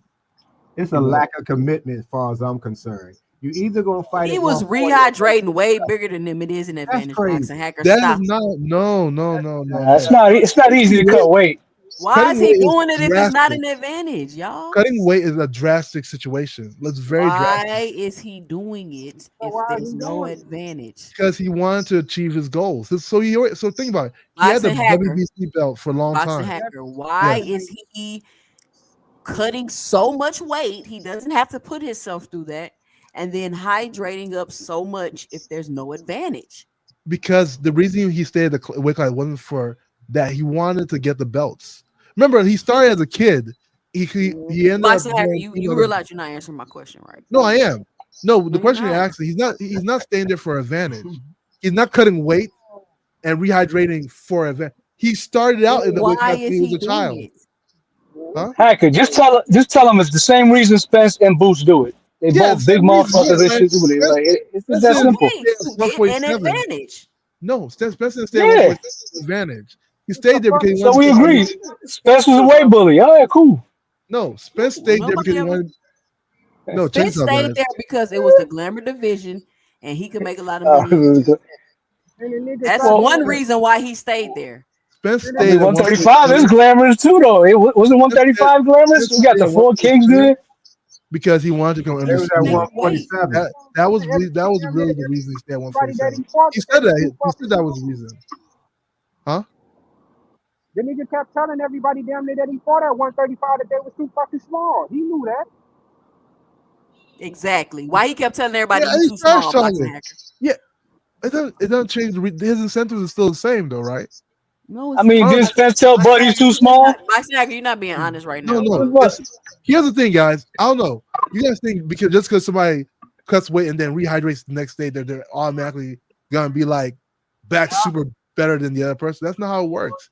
If you're cutting weight drastically, sometimes even when you get that water weight back into your system, you still don't feel right the next day. Like there's so many instances where people either weight drain Yeah, if or you don't like, do it the right way, Boxing Hacker, of and the course. more weight you're cutting, the harder it is to do it the right way, and that's the Boxing difference. Hacker, why the hell would Devin Haney Mhm. continue to put himself through that Yes.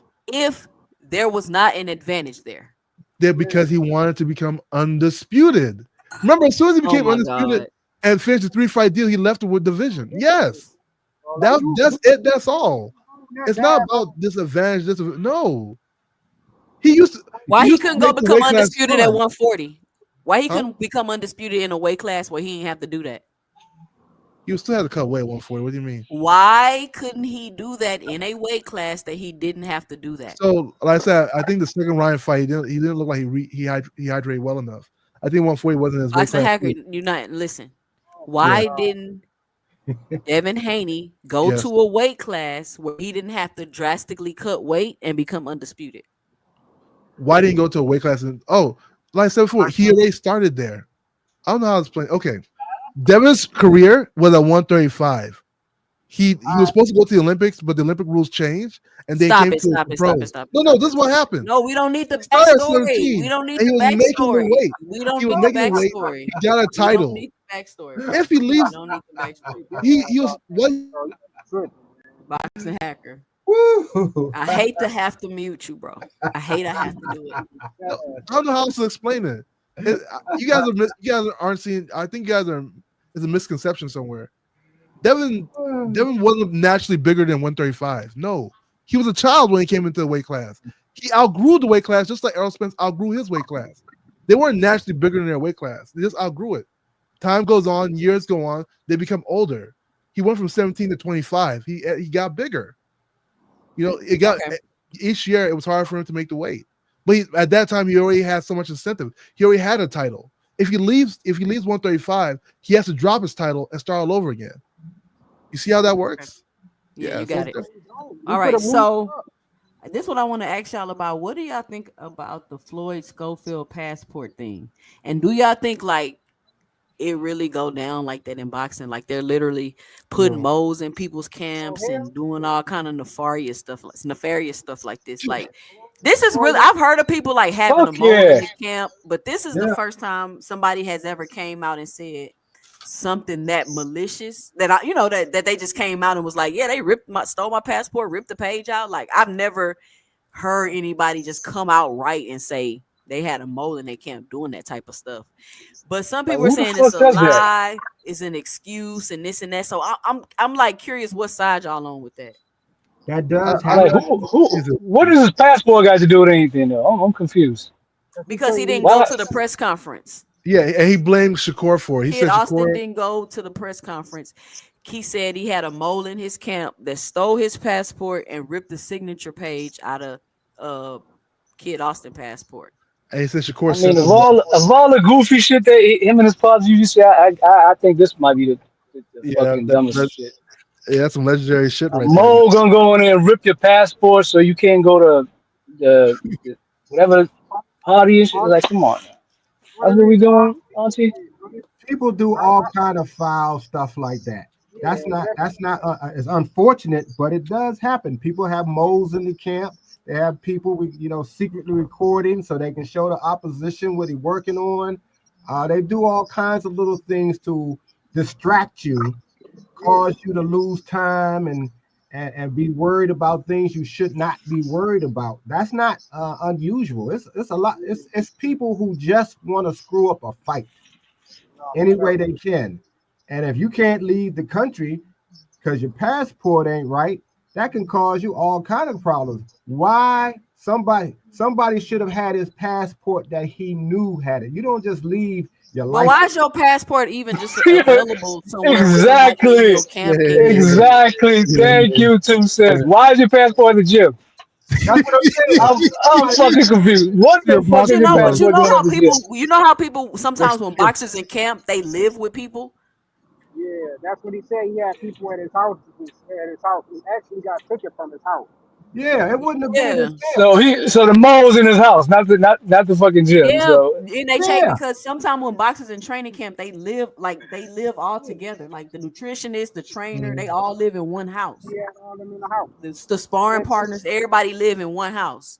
But the his reason why, business so people should have had all that paperwork. That should not have been something that those things are important. So yeah, that shouldn't have been something just laid around where right. somebody could get to it because that could cause you a lot more problems than just not showing up for a fight. You can get in a lot of you can get jammed up a lot of different ways about that. Yeah, yeah. And I Why was, oh, go ahead. why somebody is doing it is their own, they got their own reasons.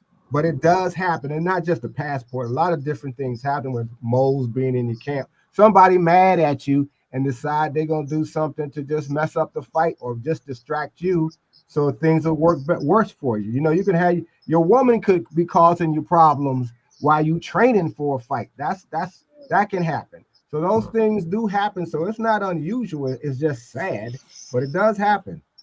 And to tell I'll you the tell you what's truth, more plausible.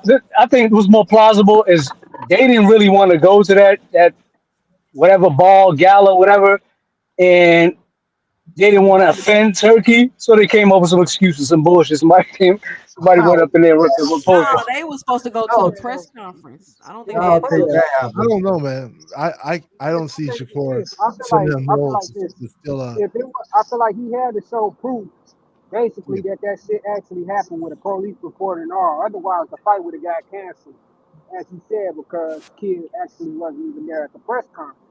And another thing is, well, we know that people play mind games in camp and shit, no different than when Floyd was fighting Oscar. He stole Oscar whole damn training bag. Um, You he had sure that fight, did. Yeah, he Yeah, did I and do remember that. that shit too. also The motherfucker's a recently, prank. with the Ryan situation, bro. Tank knew exactly what happened to Ryan, which is why he went actually in that fight. He actually went towards that man's rib because he knew what actually happened. Somebody actually came out and said, like, I messed up his ribs. So that shit actually happened. I agree. It just sounds far fetched what they're saying though. That's the one thing. Yeah, That's this what I'm whole saying. it's out there. It's like y'all You said know. most part. It's like y'all know things like this exist in boxing, but then when y'all hear, y'all be like, no, no, no, No, but no. his is a little bit. His is like Deontay Wilder Some or Roger saying passports. that Mark Breland poisons his water. Like Like, it's come look. on, man. It sounds a little bit far fetched. So y'all don't think Deontay Wilder looked drugged in that fight? I don't think No. Mark Breland poisoned his water. No, I think if he did, he should go to court and sue him for attempted murder or something. I You can't know see. what? But he got punched in the back of his head. He's I think he started suffering vertigo. So you kind of look like I you're like drugged. Wilder, If you suffer but I vertigo. don't think Mark Breland poisoned him. I I just don't don't. either. I don't think Mark Shout did. out Coach Eddie on the panel. What's up, Coach Eddie? Hey, well, salute everybody. What's going on, man? What Hey, up, Yo, coach? what's going on? Yeah, I just want to jump in real quick. Yo, what you said is exactly right. I know sometimes they'll even send sparring partners in there purposely to hurt you. Hurt you just enough where you can't pull out of the fight. You know what I'm saying? It's all kind of stuff that goes on, and it like it's boxing. I mean, even Anthony Joshua, he had got knocked out before he went to the Ruiz fight. They probably already knew that. Really? Yeah, he had got knocked out by that dude, Joy Dueco. I know it was an Abbott Caviar, one of the two. And I had like dropped him. I hurt him real bad in sparring.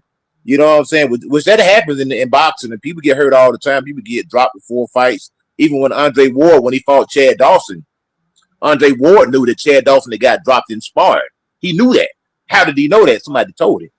Mm-hmm. So Yeah, that's true. he mentioned all that during the weigh-in, and Chad, had this look on his face.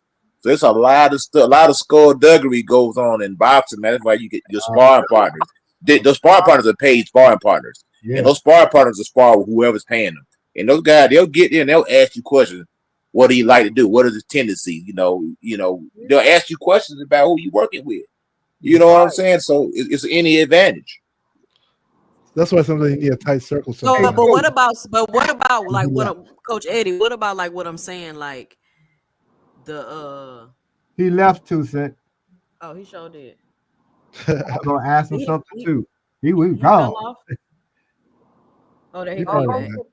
Who said finish your question? What was Yeah. your- So, Coach Eddie, I'm saying, but what about something like, as far as stealing my passport, so I can't make the press conference? Like that seems like a whole nother level of Yeah. fuckery. That is messed up. I don't.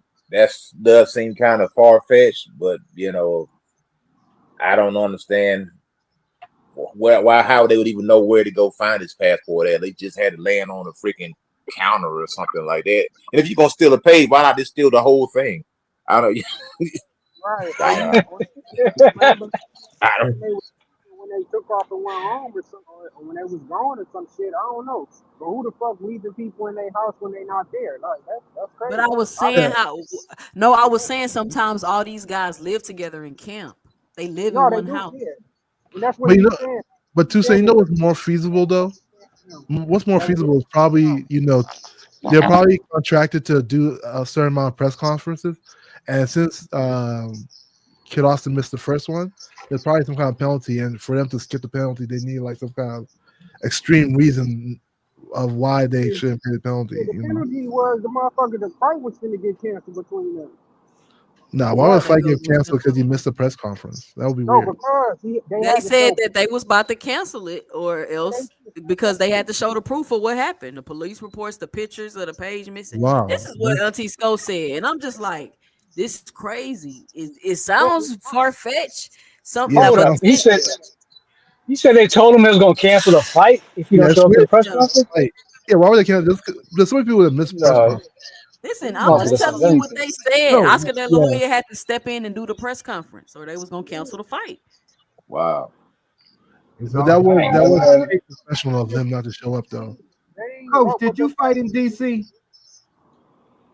No, I didn't fight in DC. No, I fought in Georgia. Okay, all right. Could I ask you that in the chat? You look familiar. If this is the picture of you. Yeah, that's me. Yeah, that's me when I was a coach, and I also had some pro fights too. Had a few pro fights. Had 3 of them. I was 3-0. I found me 3 cans I could beat up on and got out the game. You left undefeated. That's it. The greatest ever. So No, but I did do some training camps with some guys with some pretty good fighters. You know, Tony Hanshaw. I did some work with Kevin Johnson, O'Neal Bell. He was a lot of people forget about him. And he was an undisputed cruiserweight Oh champion as yeah. well. Also, I did several camps. I was this chief sparring partner for three camps. I did three camps with O'Neal. O'Neal was cruiser, wasn't he? Yeah, cruiserweight. Yep, Yeah. sure was. And he always liked to box with me, and he gave me a lot of inspiration. You know, Mm-hmm. he was like, why'd you wait so late to start boxing? He said, you just as good as anybody or better than a lot of people I fought. You know what I'm saying? So that was kind of like some type of validation. I mean, I'm a pretty good fighter, man. I wasn't, I don't have the fights to prove it, but I had some good work in the gym with some quality guys. You know what I'm Yeah. saying? So I held my own for sure. Yeah, he was down here for a minute in those particular days. Oh, for sure. O'Neal. Yeah, he's living in DC. Mm-hmm. Yep. I So almost sparred with him as well until somebody told me no, sit your behind down.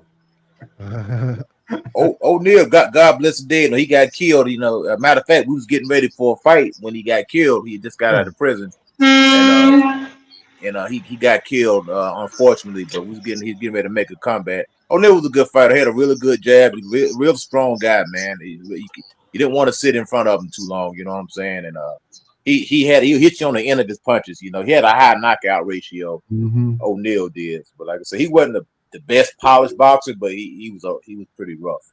I'm gonna keep it 100, man. I got some bad news for NHA and Boxing Hacker. What's up? Considering how viral Tank has been going, I'm talking Mhm. about whatever he tweet, whatever he posts, workout, picture, tweet, anything. It's all going viral. This Roach Tank fight is gonna do good numbers. It's And gonna the do fight, good I it's not numbers. mean, about the fight, it's about Tank. We why is got that bad? I'm sorry. Why is that bad news for me though?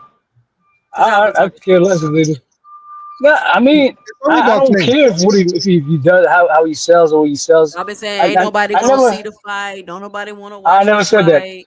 Not me. I You mean, would never nobody catch me saying cares that. about the fight. 2 cent, 2 cent. I would never No, deny we gonna Tank's star watch it. power. We just ain't gonna pay for it. We gonna watch it. We just ain't gonna pay for it. I was This is different between watching something and paying for it. Coach Ed, you crazy, man. But I'm just keeping 100. I'm gonna Yeah, watch it. I ain't paying for it though. 2 cent. Let's be real about one thing, right? It's not about the fight that people are clamoring for.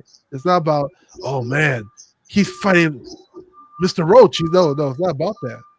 It's Casual about, fans wouldn't be like that anyway, though. yeah, they just want to be about Tank. Tank's the golden boy of our era right now, right? I mean, all due respect to the brother, he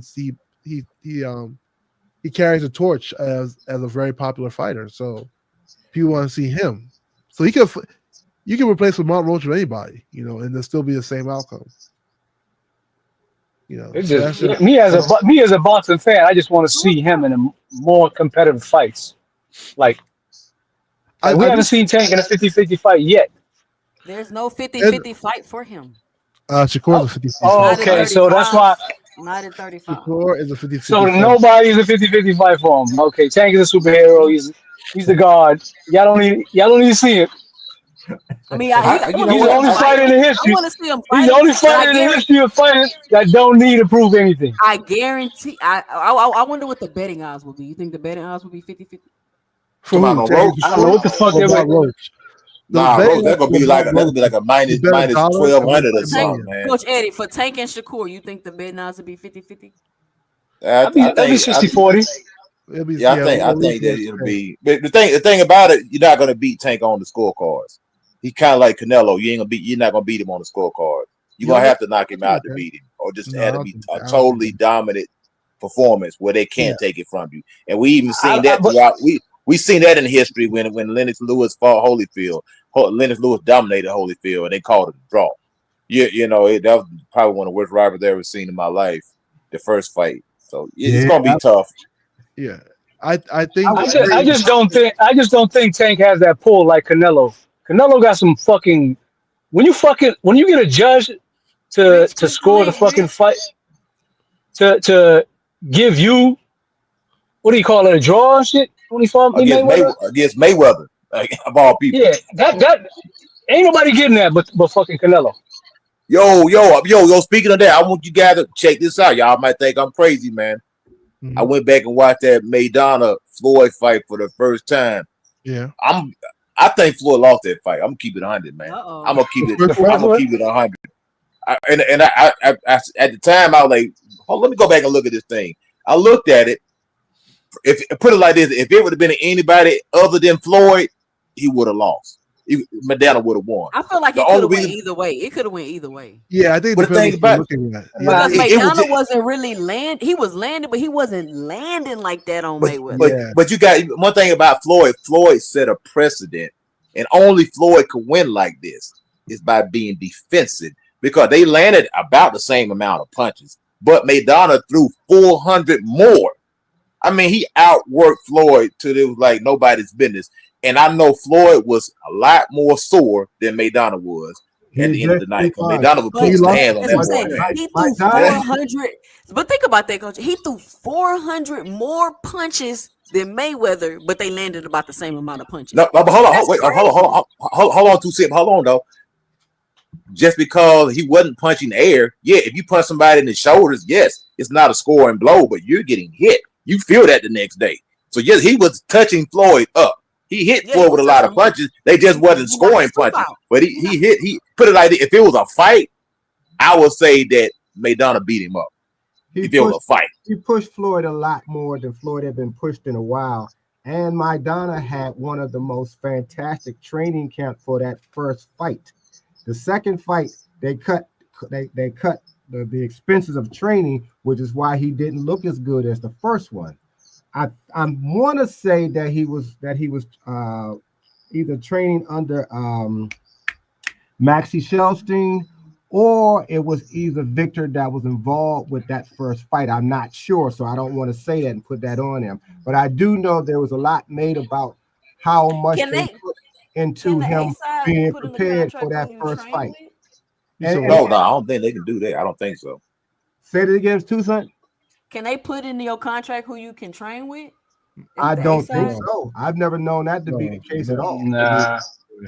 Yeah, that's crazy. Yeah, Cause you know that's how I be really like, oh, crazy. so and so didn't work with so and so this fight, and you I be mean, you like, can put anything what? in the contract, but that sounds Yeah, weird. I I don't don't know. think nobody gonna take that though. Yeah, But yeah, I got somebody who I can trade with. but You know, definitely Maidana had been conditioned very, very, very well for that first fight. And it, like I said, you can see the difference in the way he looked the first and the second fight. It's Yo, a matter of having the money to pay for everything you need to pay for to get you prepared. And the money was put up because that was a big fight for him. man. But right. shout out to Floyd for even That doing a that rematch. that fight and that Cotto fight, those like Floyd's two most questionable fights in my opinion. No, Now Cotto he won. Cotto Nah, he won he beat convincingly. when he fought. he beat Cotto probably 8-4. It was eight to Yeah, he four. beat Cotto Cotto. beat The Cotto. first way they He fought. just got hit a lot. He got hit a lot Yeah, against Cotto, but he beat him though. but when they fought that Maidana fight, I remember I was watching that fight, and it was just like when Sergey fought Andre Ward. And I at that particular time, I didn't know who they were gonna say was gonna win that fight. I'm keeping it 100. I didn't It know was like they said Floyd won. It was like because Floyd. it was that close. I was like, I don't know. I said Floyd, if they going to rob you, I said to myself, Floyd, if they going to get you, this the one they gonna get you on. You know what I'm saying? Because it was that doggone close. Yeah. Sure. But hey, coach, we don't think that on the second half of the fight when he kind of like stifled Maidana by just like sticking in the midsection, it kind of like slowed Maidana down Yeah. a lot. I believe he But wasn't. Madonna just jumped out on him so early, and just it's like the first 5 rounds to me, Floyd lost. You know what I'm saying? I mean, yeah, he popped shot at a few shots, and I'm just based on a sheer activity. Like I say, at the end of the fight, I know that they're gonna compy box, which compy box is another question. You know, compy box is not always accurate, but they talking about scoring punches. Well, yeah, you hit somebody in the shoulders or the hip. McDonald was hitting this dude everywhere, hitting Yeah, him in the collarbone, hitting him behind the head, hitting him in the shoulder, hitting him in the elbow, hitting him in the What? thigh. McDonald hitting the dude everywhere, man. but coach, You know what I'm That's saying? That that's was how a, that's how I think Kid Austin should fight Shakur. he'll lose just like nah, he Madonna won't. lost. But you know the problem with that, Coach A, Floyd's very accurate. Like he scores every shot he throws is usually scoring. He doesn't really waste punches like that. So like I know, even if you're outworking him, which a lot of fighters right? might, like if you're outworking me, but your shots are scoring, and I'm always scoring, I'm gonna win. But Hacker, You Hacker, talking check about this out. scoring I feel boxing I feel you. against pros. To me, real quick. To me, Yeah, Hacker, Floyd won the boxing match, but McDonald won the fight. If that makes sense. If it was a yeah. fight, I'll be like Yeah, yeah, McDonald yeah. No, beat Floyd. Won the You know fight, what but I'm saying? nah, for sure, for sure. for sure I though. just think Floyd neutralized him during the second half of the fight. He couldn't do Maidana couldn't do none of the shit he was doing in because once It's a rematch. I was like, you man, started jabbing him like you started Rich, who sticking that you got jab in the like in his Kid Austin midsection. fight? Rich, who you got? Who you putting your money on for the Kid Austin fight? man, I'm taking Shakur every So I single think day. I think Kid Austin should pressure and fight Shakur. Like you fight You said him. bite him. Don't try to box him. He needs to fight him. Oh, I Fight think him. you said Yeah, bite Fight him. him. I say yeah, bite him might work. Fight him. Rough I, him up. You push I him. agree with Get that. on him. Yeah, I I Fight said agree. him. bite him.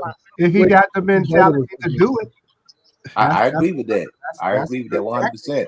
Yeah, But he it has got to to. be in you. Does he have it in him to fight that way?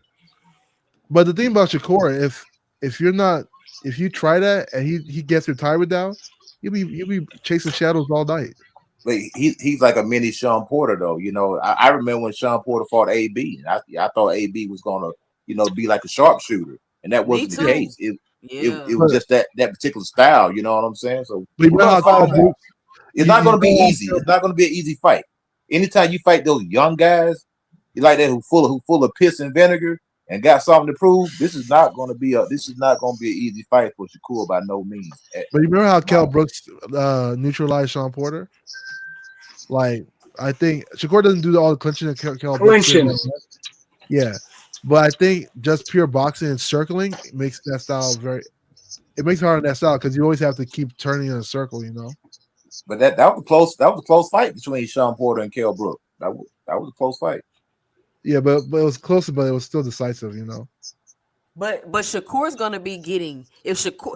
We've never seen Shakur constantly pressured or constantly hit. If he's getting hit, I'm talking about hit arms, just hit like we were just saying with Yeah, Mayweather, Artem pressured him though. huh?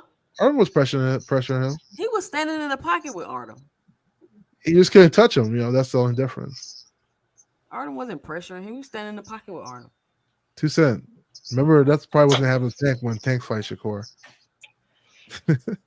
You silly. Yo, I just got a strange feeling that this fight is gonna be a little bit more competitive than people Yeah, are thinking, yeah, man. and I'm worried about that too, actually, because honestly speaking, Kid Austin has nothing to lose. If you want to put money on somebody, you should bet Kid Austin because he's gonna be a huge underdog. But he has 5K literally on the nothing. Kid Austin knockout. Yeah, put money in because he's a live underdog. You know, he's young, he's strong. You know, he can't box as well as Shakur, but he looks like he could be a little bit more rough than Shakur. You know, so it's worth a shot. Curry my I dog, mean, but I'm putting that fucking money on that KO. oh yeah, I mean, I feel you, Yeah, man. you should. It's good No, odds, man. It's good You got odds. Kid Austin knocking out Shakur. Yep. Yo, another thing you Nah, I don't don't got get him betting. doing it, You, but it's you a bet the possibility. underdog. Money comes before fandom. You bet the what about live the head? underdog. You know, you What know about the what? possibility of cuts? What about the possibility of head clashes? How will Yeah, Shakur deal with possibly getting exactly. cut by a rough guy like? Because you got a Yeah, southpaw and versus a he's young. conventional fighter. He's You young. know, He's so all over the place. You know, that The possibility is test. there. so we'll see what happens there. NHA, like I couldn't put money on Ryan, even though Ryan was like a crazy underdog against Devin. But I just couldn't put myself. I couldn't bring myself to do Those that. odds was so disrespectful for Ryan Garcia for that Yeah, fight. like I couldn't bring myself to do it, even though I felt Made Yo, no sense for I them. couldn't do What it. was he I like just 6-1? I couldn't bring myself to like put money on because then I feel like I'm rooting for Ryan. Yeah, I feel. But My brother put $10 in the first round knockout. I think the payout was like 10K. Bruh, dang, I'm telling you, Dang, he it was almost dropped. crazy. He almost knocked him out in the first round too. yeah. He almost did. That would have Yeah, been a the crazy, payout was crazy, crazy for crazy that. come up. And what's funny, the fight got overturned, but nobody gets the money back. That's crazy, right? Yeah, that's crazy That's work. crazy. That shit.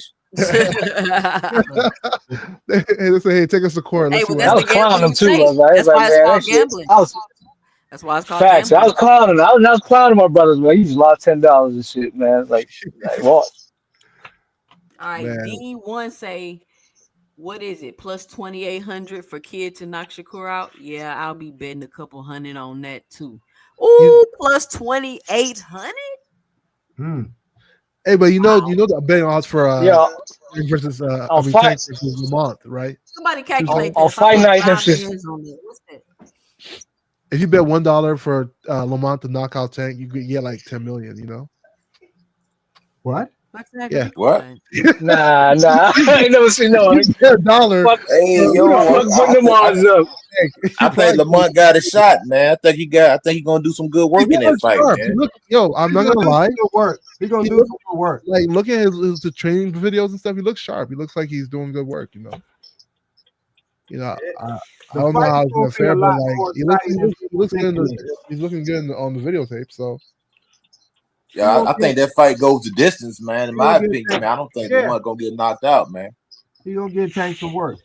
yeah, you said you You think say it you goes. don't think Lamont gonna get knocked out? No, I Lamont think get the lose No, slapped. I don't think so, man. I I don't don't think think so, man. I I like think Lamont Lamont gonna Roach, make it to but he the getting end, man. slapped. He I I, making a think lot I of so. mistakes. I think that fight's a lose situation for Tank though, because if it goes the Shut distance, people up, gotta be boxing like Tank hacker. is out. No, think about it. If he knocks Lamont Roach in the first round, they'd be like, yeah, he's a cherry pick. If they go a distance, they're gonna be like, maybe Tank's not as good as we thought he was. No, Yep, they're gonna say maybe they're Roach gonna is a better an opponent than y'all thought Roach was. That's No, the they're not hating gonna say stuff, that. boxing hacker. They're not gonna say. to I'm my telling you, Frank they're Martin. not gonna say it. They think he better than Frank Martin. Okay, look, 2 Cent. Watch what happens. Is Remember he our better than conversation Frank today, Martin? and watch what happens after that fight. Yeah, that's what I'm saying. Tank ain't gonna be able to never do nothing. Y'all gonna complain regardless. That's what It's you not saying. me. The people, the announcers are gonna be like, "Oh, it was just a cherry pick." You gotta hear Tim Bradley and the rest of them be like, "Well, he was supposed to do that." But Kid Austin not a cherry pick. Okay. Hey, maybe they'll say the same for him. Shakur not going to lose a round. If Man, I so, did it. That's the absurd right first there, that's man. about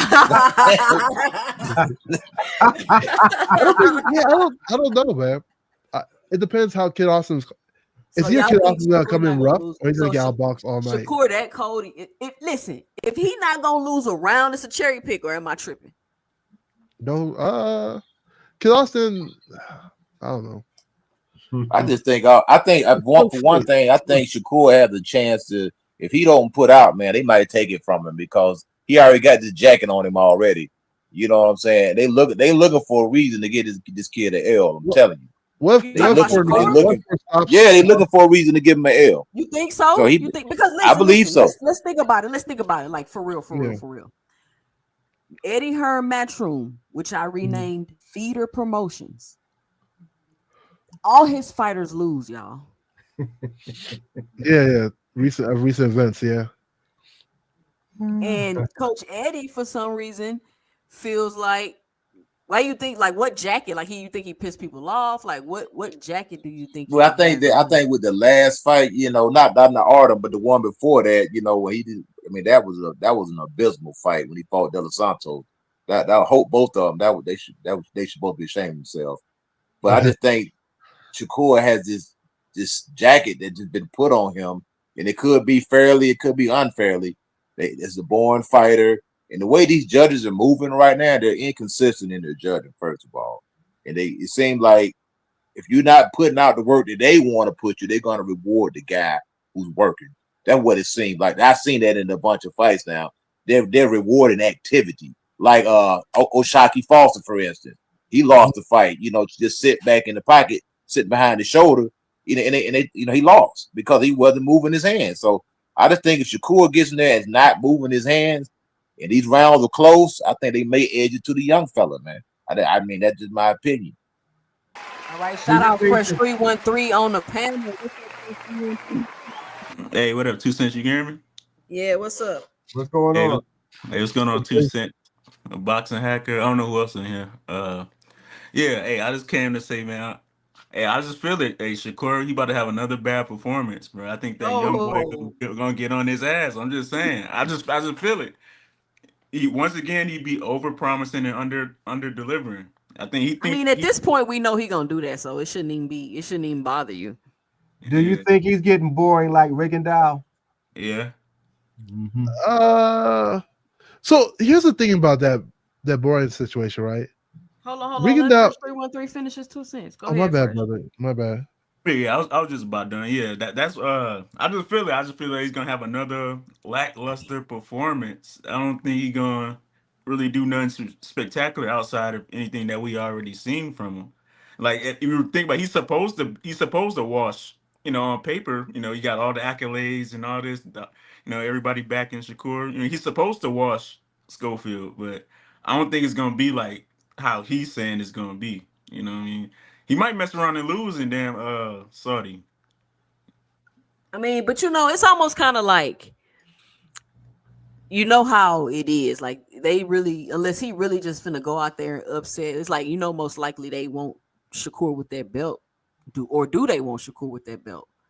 Like you gotta think, because it's not where Shakur is in a situation to where they're gonna make not like cheat, but they're gonna put you in a good position to win because you're profitable for them. Like you're not in a situation like that no more.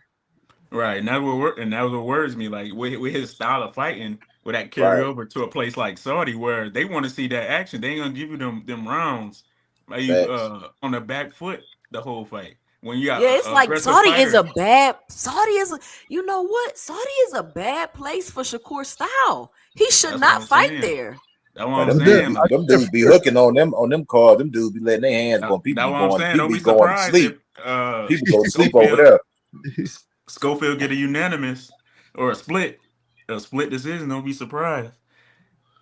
Yo, I, I'm gonna tell But you one more thing real quick. but at the same time, you know how you think this and then you see the fight. It's like, nigga never stood a chance. Like, is it gonna be one of them situations where No, it's I like, think not. so. oh, he got I think ninjas not gonna stand a chance against Shakur. I don't know, but I I, think so. I don't think I he's think gonna. a fighter got it every time somebody lays up a fight, I always got a chance, man. I mean, we That's seen true. some crazy upsets. You know what I'm saying? But you got to Yeah, remember too, everybody, all the other fighters already got losses. Devin got a loss. Ryan Garcia got a loss. Teofimo got a loss. All the one who's still undefeated is Tank and Shakur. You see him? So you got to keep that in mind too. yeah, They could put their loss on Shakur. And And then Tank would be the only man that's still undefeated at the 135. That's really recognizable and notable. That's in that upper echelon type of fighter. You know what I'm saying? I mean, Yeah, I mean, I still got Shakur winning, but it's gonna be it's gonna be close. you Like think it's gonna be close? yeah, I it's gonna be close, way closer. Like you know what I mean? I so don't Shakur know. might get. does a close fight hurt, like not hurt him, but does a close fight make you kind of be like, or are you gonna be like, oh, Kid Austin was just like that? it Nah, No, I depends. just want to see him perform because that's the stigma that's going around. Like if he put on a good performance, then okay, all right, Shakur Stevenson, we see what he I can do mean, his next. performance against Artem wasn't that bad. Like I don't know why people were trying to do him like that. Yeah, not as yeah, but but the narrative was he say one thing and do another. That was what's going on boxing Twitter. but So the I bigger mean, your yeah, name, All fighters do that. yeah, Like at press don't do conference, that. So I mean, it fight. is what it is at this point. Yeah, Like people. don't stop getting upset about, like, if a person lies all the time, why are you getting upset when they lying? But it's not really a lie though. People sell fights, so everybody's gonna be like, "Oh, I'm gonna knock this guy out." Sometimes you say that shit, you get knocked out. but the bigger your name It and happens. and the more talent you're supposed to have, the more expectations people have of you. And Shakur is in that position where he's supposed to be so talented that you expect a whole lot more out of him, and you really haven't gotten it. Now, it has it been because of how he's been matched right, up, or is right, it because he's not really what he say he is? Here's right. the That's the thing. I point. That's the think it goes point. back to what you asked earlier, Mr. Gregory, about is he gonna be like Rigo, right? And Yeah. one thing I'll say is that like when you have fires like that where it's like a Regan Diao or a Shakur where it's like it's so hard to hit them. It almost seems like they're using a cheat code. People get upset because like they literally like they'll feel like they're being cheated because like the other guy literally has no chance. The other guy can't even touch this guy. Regan Diao where he was on his square, people Mhm. couldn't even, he was standing right in front of people, people couldn't touch him. So but like we seen Shakur get hit. He's Yeah, not and people Mr. got yeah, tired of Untouchable. fighting that style. People got tired Yeah, of I mean, fighting him. but Shakur been hit Shakur before. fights smart though. So like are we saying he needs to not fight smart? That's why I'm always wondering. No, we're not saying he don't need to. I'm saying he don't need to go to Saudi fighting like that. Oh, he need to Yeah, and win. that was my point too. Since like you see what happened, like you'll gonna get taxed. That's why I say it ain't gonna be with I think it's gonna be more closer than everybody think it's gonna be. And I don't think I, you got no protection with Eddie Hearn. I think Eddie Hearn is the promoter that bring the fighters to lose. Nah, he putting the real fight. He taking them out the goddamn bubble wrap. That's what you got to do at some point in time. You can't be having these guys walking around with bubble wrap all the time. You got to take them out. Okay, you say you that guy. You say you him. Let's see. I can't see it being. I feel like their skill sets are so different. I feel like it's one of them is going to win outright. You know, the only way I can see it being close to, like, let's say like Kid Austin gets like a knockdown, you know, and then Shakur just outboxes him. Like, then it might be close. But I mean, I think besides Shakur that, got the experience. You yeah, know, this is Kid Austin's second 12-round fight. You know, who's to say how he's gonna do later in the fight, because that stuff wears you down mentally as you fighting. You know what I'm saying? So how he gonna do in the later rounds?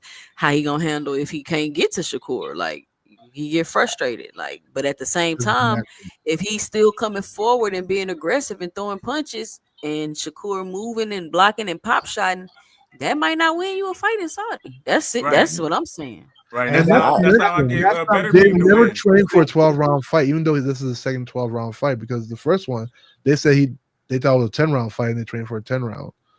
So that might even play a part. So it'll be interesting to see how this is really going to play out. You know, But what you just said, 2 Cent, is is prevalent, because if he doesn't perform over there where they want to see him again, even if he wins, but if he goes in there and he just puts them to sleep, they don't want to see it. They're not going to want to see him again, and they're man, not going to want to pay for it. But I heard I facts. didn't now I didn't hear 100. me personally. I didn't hear this, but I heard somebody say that Turkey said he wants to see the top fighters lose they owe so they could fight each other or something crazy like that. I don't know how true that is, but if he did say something like that, I'd be very skeptical as a top fighter over there with a O. Nah, nah, hey, but just, I mean, just like you said though, those fights, for the majority of those fights have been very entertaining. All of them. If he goes over there and lays an egg, I just don't see the people receiving him like that. Like, at the end of the day, I know you said something like Eddie Hearn. Eddie Hearn is crazy. Cause ain't nowhere in the world I would have put Anthony Joshua in there with Daniel Dubois.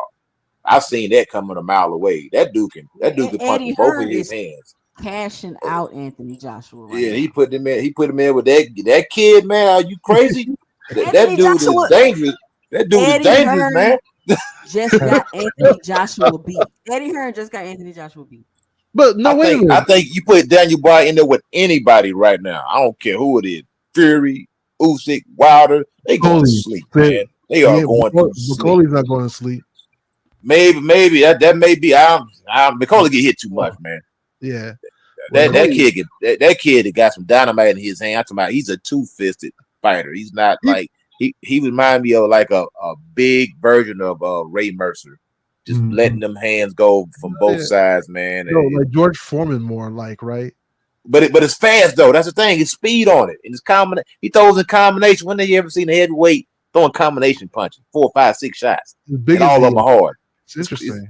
That dude's dangerous, man. Dangerous guy, bro. Well, if Yeah, they he is. smart, they will cash out Fury and Joshua together before they keep losing. Why But they wait. I value? don't think they're gonna fight. I'm But sick of but Anthony but Joshua, to be honest. AJ and Triple D wasn't really like All right, a hold on, y'all. Let me mismatch. get this cash app. Shout out to Dean by any means with the $5 in the super chat. He said for the hard work. Thank you, Dean, for the super chat. Thank you for the support. I can't see that. That's interesting. But yeah, what we were saying. Yeah, I don't. The AJ versus Triple D fight wasn't like a mismatch. I feel like it was a lot of people were saying AJ was going to win that fight. So on paper, it looked like Y'all not AJ sick of Anthony Joshua though? I mean, he might as well fight Wilder at this point, but not really. No. I mean, y'all really want to see AJ and Wilder? Like, I don't even care. Like, I And don't you even see, want that's to the see that. problem with when fights wait too long. Like Yeah, especially this yeah, is like they way wait too too long, long. way too long. Like that's why I feel Way. like that's why I don't want to see happen these lower divisions. I want all these guys to fight each other. Not like when everybody takes losses like 5 years later. That's because everybody's trying to get those easy fights to get as much money as they can without losing. Because in today's field of fighting, any loss can cost you. Oh yeah. And so nobody wants to have that loss on them where they got to go to all the way to the back of the line. So a lot of times we're not seeing the fights like we should have seen AJ and Wilder and Fury. We should have seen that round robin long, at least 3 years ago, if not sooner. But we haven't. We saw the Wilder and Fury fight, but that had to be done because of a lawsuit. Yeah. And honestly speaking, if AJ had fought Wilder before, the Fury fight would never happen, probably. You know, because it would still would have happened. We just would have seen all the fights. That's all. I don't know. I think history would change because remember, Wilder brought back Fury from like his drug addiction to fight him, right? Only because Wilder can get the fight with AJ. So if Wilder never does that, does Fury even come back into boxing? You know? Yeah. Timelines change.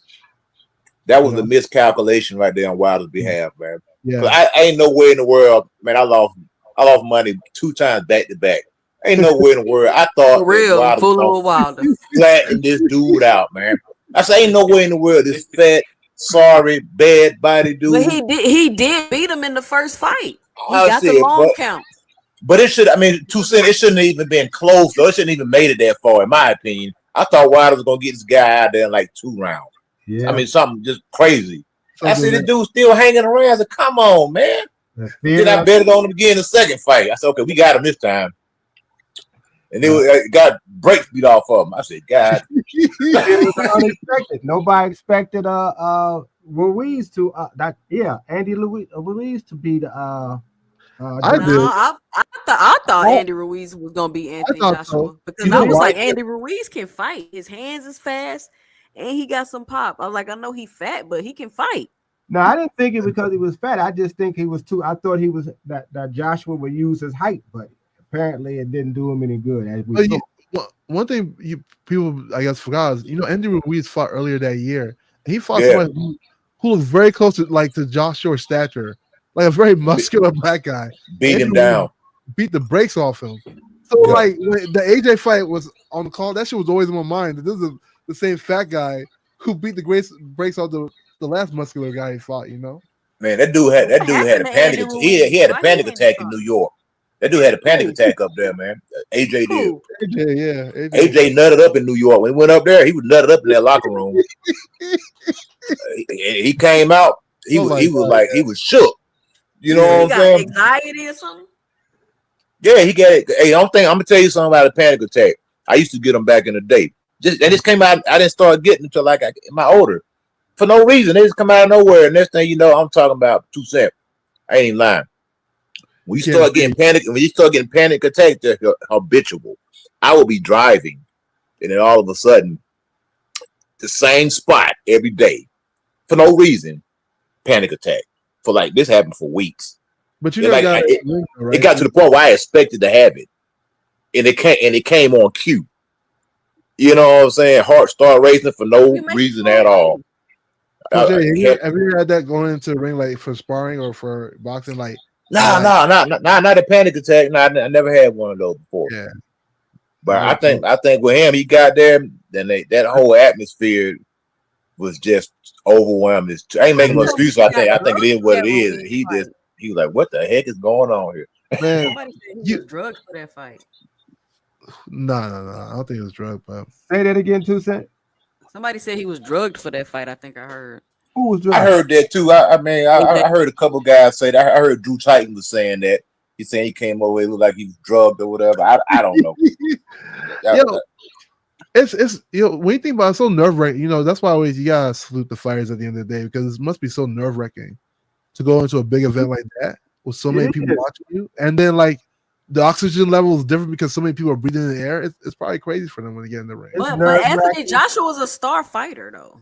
He's the biggest boxing star in the UK. How are you having a panic attack? But you got to remember, too, he was going to see a psychologist. He was doing all kind of stuff. This dude was a head case. I don't really know too much about Anthony Joshua because I'm not a fan of him. Boxing can make you go crazy a little bit, man. It can make you go crazy a little bit. Yeah, sometimes you get in a slump. Like even baseball pitchers, they'll get in a slump. They'll get these sports psychologists. You know what I'm saying? Because your mind, once your mind goes, your body it's a wrap. You know what I'm saying? It's like it's crazy how much mental capacity affects your whole life, man. And you Your gotta brain realize, to have like that changing your life is so drastic. Like imagine one day you wake up, you're making all this money, you have all this attention. Every move you make, you have all this attention. Like then go into these training camps that are crazy. Only to have to go in the ring to fight somebody who wants to probably beat your ass. So like all that stuff starts to weigh down on fighters. That's why when you hear somebody like Tank, who's been probably doing this his whole life, say he wants to retire, it makes sense, sort of. Like at the end of the day, like it's just so much these people go through. yo, we seen Oliver McCall break down in the ring. We In the seen ring. Danny Garcia break down, and we seen Yeah, guys literally cry in the ring. yeah, it's You rough. know, Yeah, it's people Seeing crazy. don't Joshua break down understand in the the ring. mental part of boxing at all. They only see the physical. They don't Yeah, understand the mental part at all. it's easy for fight fans to watch. Like it's easy Yeah. for us to watch and critique, but And the lifestyle. not on just the ridicule. I mean, just the internet is such a toxic place. Imagine Oh, just having millions of people just talking about you, just dogging you out I mean, that's what every come with Every fame. day. every single oh day. my That's god, what come with fame. man! But the boxing space is a little more toxic. I think we're Yeah, a but very it's small. toxic space. And Yeah, because it's physical. So when you yeah. get beat up in the ring and everybody see it and they expected something different from you, that does a lot of every fighter who's lost will give you some indication that how they felt after the fight and days and weeks and months after the fight, Mhm. how mentally they just were down. Some have been even suicidal. Some Yeah. don't Tim Bradley. they don't want to talk to nobody for a couple of weeks. I mean, it does something to you because you go through so much. We was talking about when Tank was talking about retiring. You get tired of all the games you got to play with. People talking about your family all day. It's crazy, man. People trying to fight you to get a lawsuit out in the street. Yeah, Your money getting messed with by the business people. All of those, and it takes forever for a fight to take place after you done spent a lot of money preparing. So it does a lot to you. So so I speaking of, look at Charlo right now. Still ain't been in the ring. Yeah, but that ain't from boxing. That's from his wife. No, we talked about the Nah, that mental. dude, the alcoholic, he a drunk because he dealing with that stuff, man. Yeah, that yeah, the mental stuff it just does something to You you. talking about Jamel? Yeah, Yeah, both of them the alcoholic.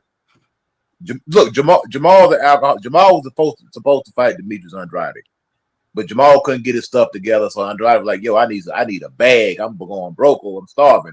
Put me in there with David. Screw it, I'll take it. Give me $2 million." That was yeah. supposed to be Jamal. He fought Then David Jamal for turns around and 2 million. fight the small one, then the little one. Come on, man. Jamal need to get himself together. I used to rock with Charlo, Jamel but is the little one. I mean, no, Jamal fought. He fought David Benavidez, the small one, Jose. Jose, yeah. He's supposed to stop him. That Yeah, but he was Jose, coming off a long layoff though. No, man, this dude's a middleweight. This dude's come. Terrence Crawford buried this dude. I mean, he got him out of there. He didn't bury He him. got shot in the That was a leg. good. He had been That shot was in a the good. leg. He had a That was. brace on. My point is, Jamal's a freaking middleweight, 160-pound undefeated champion. He was supposed to flush that dude. I don't care what he coming off of. He's supposed to yeah, get him out of there, yeah, and but he didn't. he's psychologically damaged. yeah, I think so He too. reminds me of the guy who beat Bernard Hopkins. I can't think of his name. Pavlik, ooh. Not Pavic. He beat Pavic. This is when Bernard lost all the Kawasaki.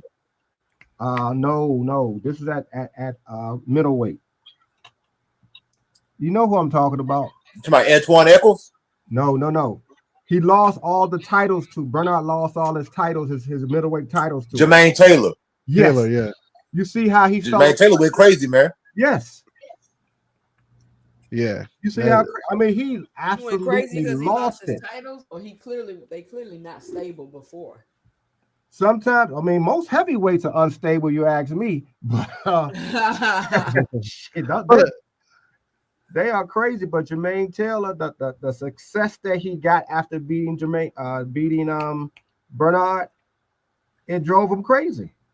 but to coach, All of that stuff, yeah, you got to be really mentally strong to stay away from all the temptations and things, all the distractions, in order to stay at the top of the game.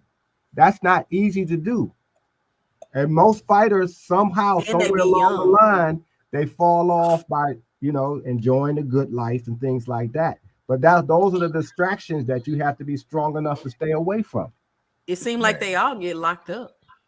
But But no, remember what you happened to Tim Bradley though? Tim Bradley's situation to me was very tragic. yeah.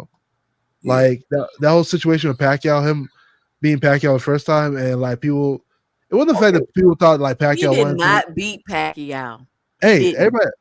Well, he literally he did beat Pacquiao. I know people will he was argue getting about the it. win.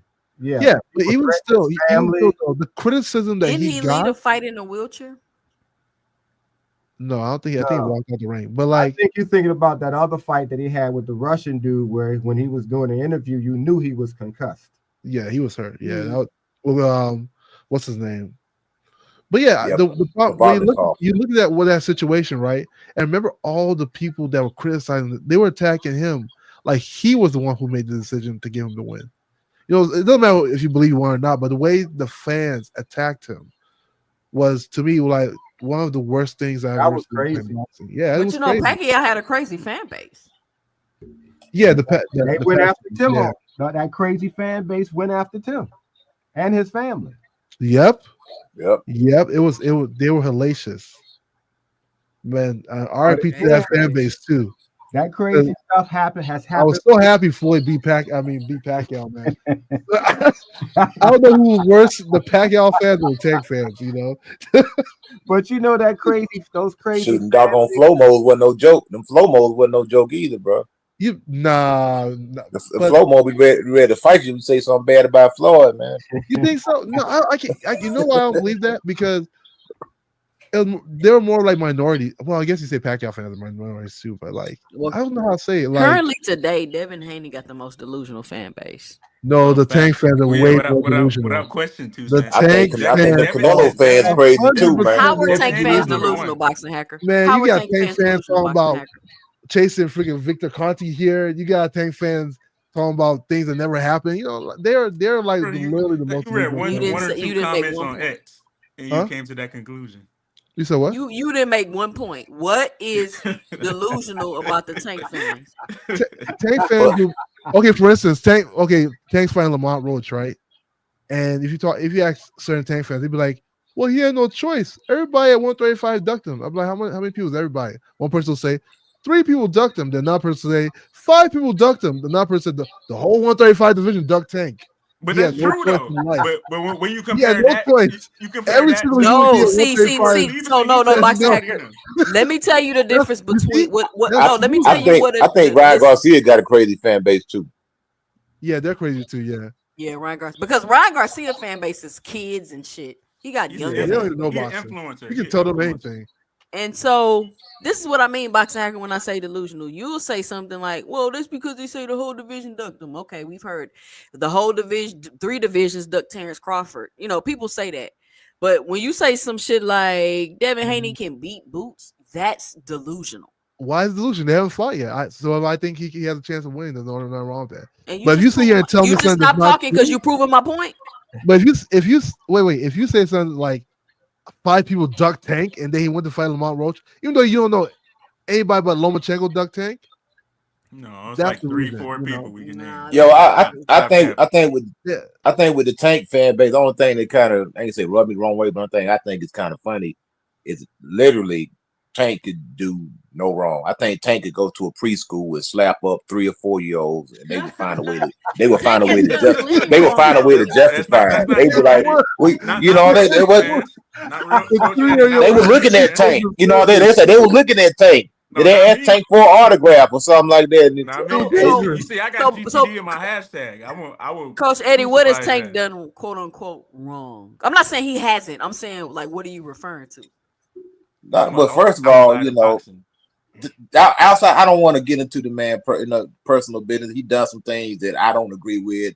You know what I'm saying? Like I would never talk about a woman's weight. First of all, I would never stoop that low. To me, because not only that, you got to remember, Bud. I won't talk about a man's wife and kids. I would have never said that because he has a daughter that's the same size as his wife. It may she not she may I don't believe in tearing down black women at all. Period. I don't talk about them. I try to find the beauty in them. I'm not saying I'm some type of simp that say they can do no wrong, but I'm not going to publicly do that to one of my peers. We're supposed to be in a brotherhood. Boxing is a brotherhood. I would never do that. Secondly, when he hit that woman and that woman said she locked eyes with Tank and asked for help, and he jumped in the car and took off. That to me, that's dead wrong. How can That's you dead lock wrong. eyes? How can you lock eyes with somebody? I And agree. That's wrong. she said, "Help me! Help me!" Like, hey, I could be dying here. Help I, me. He takes off. I don't agree with that. I You agree know, with you on the not hitting women because I Yeah. saw Tank when he snatched his girlfriend up out the seat at one of the fights. That kind of stuff I don't like about him, Yeah, we and I don't like don't it's like things how we don't like violent about him. he can be in the gym. Because they carry on in the gym sometimes, but particularly if you get Tank and you piece them up a little bit, they be ready to pull out guns and all that He crazy looks stuff. like an asshole while they be sparring, and it's like everybody come out talking about how they beating up Tank and sparring. I'm like, when? It Brian happens. Norman Oh, Brian Norman put them hands on him. it That's happens, Yeah, and he gets mad he about did it, do and that. Yeah, people he get did. mad. Another thing. People said that Tank beat Devin in sparring, even though they saw 19 minutes and 15 minutes of Devin teeing off on Tank. That's not Bro, delusion. Boxing hacker, Devin got boxing one hacker. punch. He got Wait, one wait. Go punch and back, just still didn't no, do go nothing. back and watch that sparring, boxing hacker. Devin Yeah. Haney was not teeing off on no Tank, No, he and was Tank not. was Oh, blocking shots. He was uh-huh. slipping shots, and Tank Uh-huh. turned up and touched Devin whenever he wanted to in that sparring. You know the Devin, crazy thing a content he's creator told me about that sparring match? Somebody told me that was a public lynching of Tank. I said, what do you mean? He said, they're literally lynching Tank. Don't you see it? No, they're not. That Because if that that was a real fight, that Devin was a Haney would have content creator. got dropped. I'm not gonna say a content creator's name. A content creator told me that while we were on live. That he said it with such conviction. They're That lynching sounds Tank. dumb. And this is once again, this y'all Hey, chat, y'all see this? This is delusion I'm talking about. Yo, I'm gonna tell you one more thing too, 2 Cent. Not to pile on Tank too much, and not just him, but to me, I grew up and I always looked at boxers as being like these alpha male, super masculine, strong guys that I aspired to be like. You know what I'm saying? I was inspired by Muhammad Ali. They inspired me to be courageous. They inspired me, to get in shape. And today is just like these guys, I see no inspiration at all. Like Muhammad Ali was a hero. We have not had when's the last time we actually had a freaking hero? I You're mean, not in, gonna in have boxing. one It's because crazy. these men act like some Mitches. So we're Yeah. not gonna have that. Like this ain't the 70s and the 80s when men was masculine. Like they didn't strip all that stuff away. Now it's toxic and all this other stuff they be saying. So you're not gonna see that. And then it's like at a time where it's just I feel like it's a lot of people trying to finesse their way into a big fight Yeah, versus Facts. yeah. work Yep. their way or earn their way into a big fight, right? It's just like we gonna finesse, we gonna strategic, we gonna move, and I'm sure boxing's always been like that, but it's been taken to another level. It's a Nah, different but thing. hold on, yeah, two but cent, you have but no not choice, not bro. It's really a poor though. man's Think sport. about I think about it. Go ahead, brother. I'm sorry. Go ahead. Yeah, you have no choice. It's a poor man's sport. Like at the end of the day, like you fighting is your livelihood. And the bigger the fight is, the more money you make. So what you gonna do? You have your family to feed. You have your people to take care of. You're gonna try to make the fights any way possible.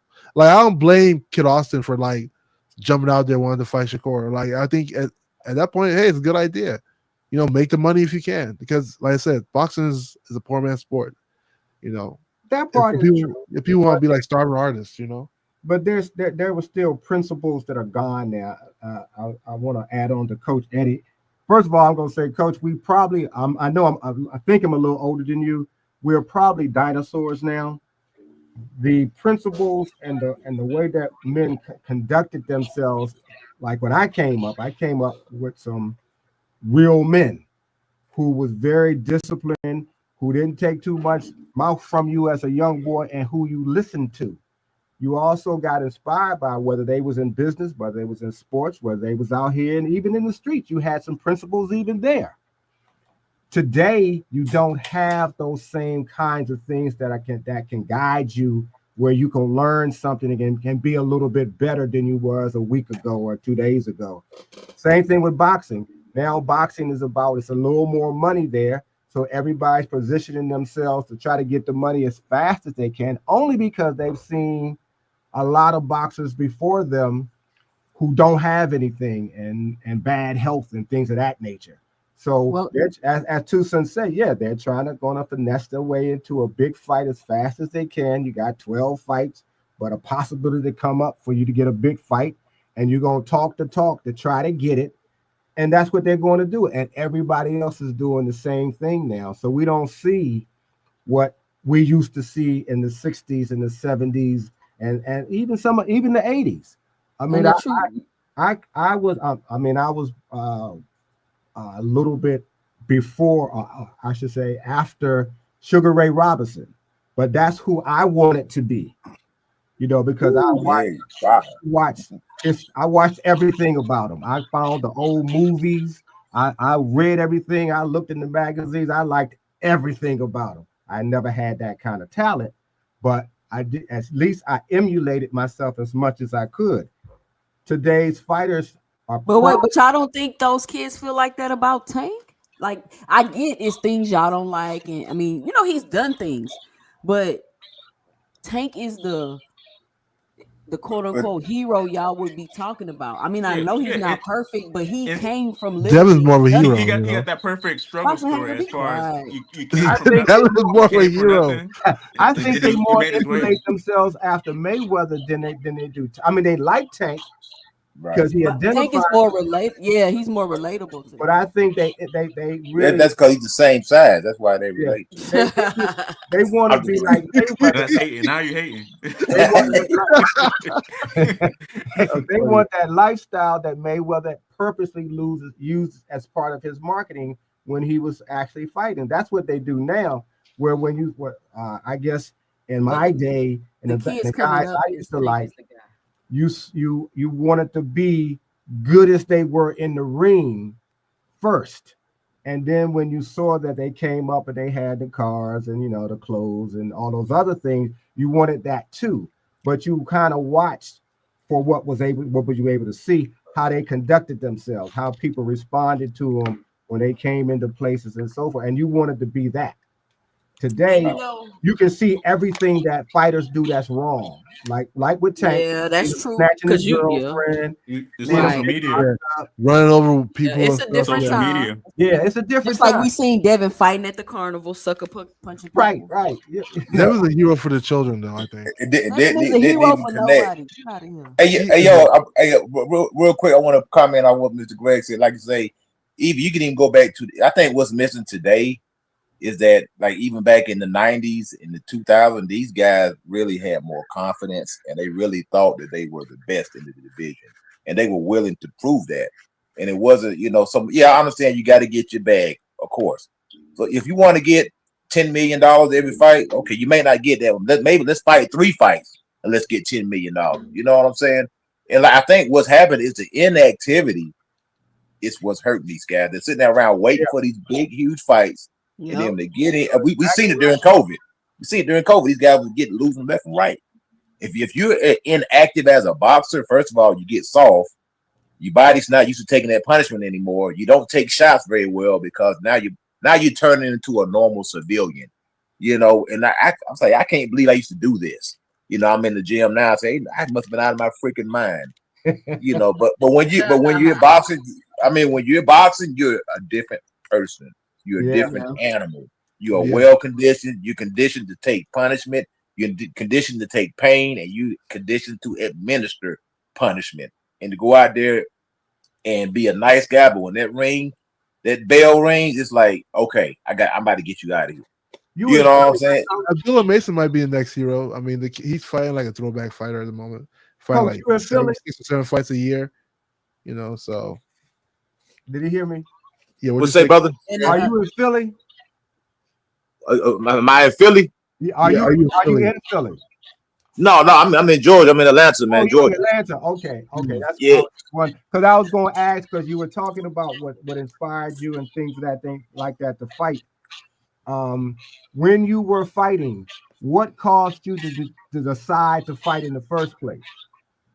Man, I grew up watching USA boxing and Friday night fights, and I Mhm. literally, when I was a kid, I would fight the whole time the boxing program was on. I would just stand in front of the TV, and I would literally fight for 12 rounds. And then when they went to the stool, I sat down. And then when they got up, I got up, and I started boxing in front of the television. Did And you then grow I up in found a neighborhood where it was a lot of people was fighting, you had to be able to fight as well? Yeah, but no, not really, man. I just like fighting. I love kung fu. We used to go out. We used to have kung fu battles in the neighborhood, man. And Right. we used to go to different blocks and have kung. I mean, that's where I grew up in. Right. Black belt theater. Right. Yeah, we used to have kung fu battles. And we was always doing something. We was always fighting. It wasn't nothing major, but somebody was always. We didn't have boxing gloves, so we would just put on socks on our hands and just fight with those. Right. Yeah, yeah. But y'all know what's crazy though is Right. that like me and my family, my brothers, like we all like boxing. So anytime it was like Spence, Tank, Wilder, all in, we throw a fight party. Mhm. And my son just probably started boxing like a couple like 2 years ago, maybe 3 years ago. Uh, And he told me the reason why he wanted to box is when he seen Tank knock out Leo Santa Cruz. okay. And he Oh. said, I want to do that. Now he asked me to box for like a whole year before I ever put him in it. Cause I was like, you don't want to box. I don't. You're like, you don't want to box. No, I didn't realize how much. Cause we always like boxing, so I didn't realize that it was influencing them. Hmm. You You don't know what never I'm know who's watching you and what how they're being inspired. Sometimes it's your neighborhood. I came up in a neighborhood where there's a lot of fighters who were down here who went on to become champions and so forth. But I came up in an era where if you wanted to keep your bike or if you wanted to keep your little money in your pocket, you better be able to fight because it was a lot of guys who could really fight. They used to take us down when I started down to Lorton. Remember, I think I told you the story about when they looked at me and they looked who I was supposed to fight and they disqualified me because the guy was just so big. But you had a lot of great fighters, even though they was locked up, who were down there. I love the arts, and if you like arts and ballet and dance and all that kind of stuff, you looked at sideways like, yeah, we're gonna take his money, we're gonna smack him around or whatever. And I had the mentality, that's not happening. I'm gonna still go to the theater, but I'm gonna whoop your A if I have to. I can go. That's what got me started because I came up. I'm in the same area that that Ray came up in Prince George's County at the time, and there was a lot of guys who had belts, and it was a big thing here where being able to fight, whether you were in the gym or whether you're going to the Olympics or like some, got a chance to become professionals. But that was places like New York here. I think some places in, like I said, Philadelphia, you had guys who, because of the environment that they were in, was able, and then you had a lot of great trainers and so forth too, who could pull you off the street, bring you in, give you something to do. And some people gravitated toward it, but you also learned the difference between street fighting and boxing. Yeah, But see, yeah, that's right. That's me right there. I'm a street fighter. I'm a professional street fighter. Hey, I'm 13 and 0 in the streets, man. yeah, yeah, I'm undefeated in the streets. Hey, you asked about me in Detroit, man. 313, man. yeah. But those are the great things, and a lot of that stuff is gone because you got the discipline. That's the other thing. You really was structured in a way that a lot of guys got saved by being pulled into the boxing gyms, particularly if you're in places like Detroit or down here or Philadelphia and some of the other places as well. And it's just of course, I'm talking from the Yeah, no, guys who are fighting now. But I The- see some of the differences in terms of what's motivating them and how they are trained and how well they perform, etc. And it's kind of sad to see what I used to see. yeah, and that, hey, You know, Greg, I agree, and I agree with you, what you saying, because like a lot of the thing is, like I knew a lot of brothers that was good at fighting, but we just didn't have that backing.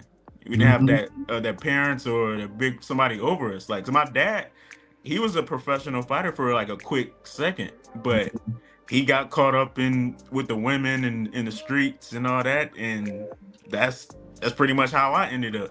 Just pretty much, I didn't, him and my mom separated, and I was just pretty much doing me, doing boy shit, being teenagers, running with the Right. wrong crowd, and all that shit. So I didn't take it serious because I didn't have nobody to guide me. It was like, and that's what it is too. So that's why I see people like the Calvin Fords, all these other boxing dads. Like Mhm. I don't really give them that slack that everybody else give them because like look, yeah, why not?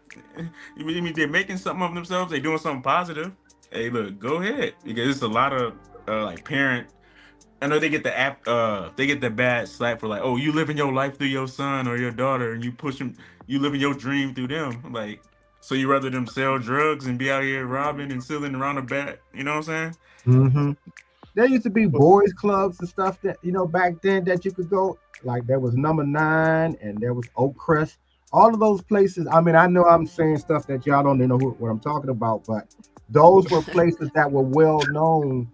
Where a lot of fighters, Keith Holmes, Joppy, Mark Two Shop Johnson, all of them are from Art that. Kishon.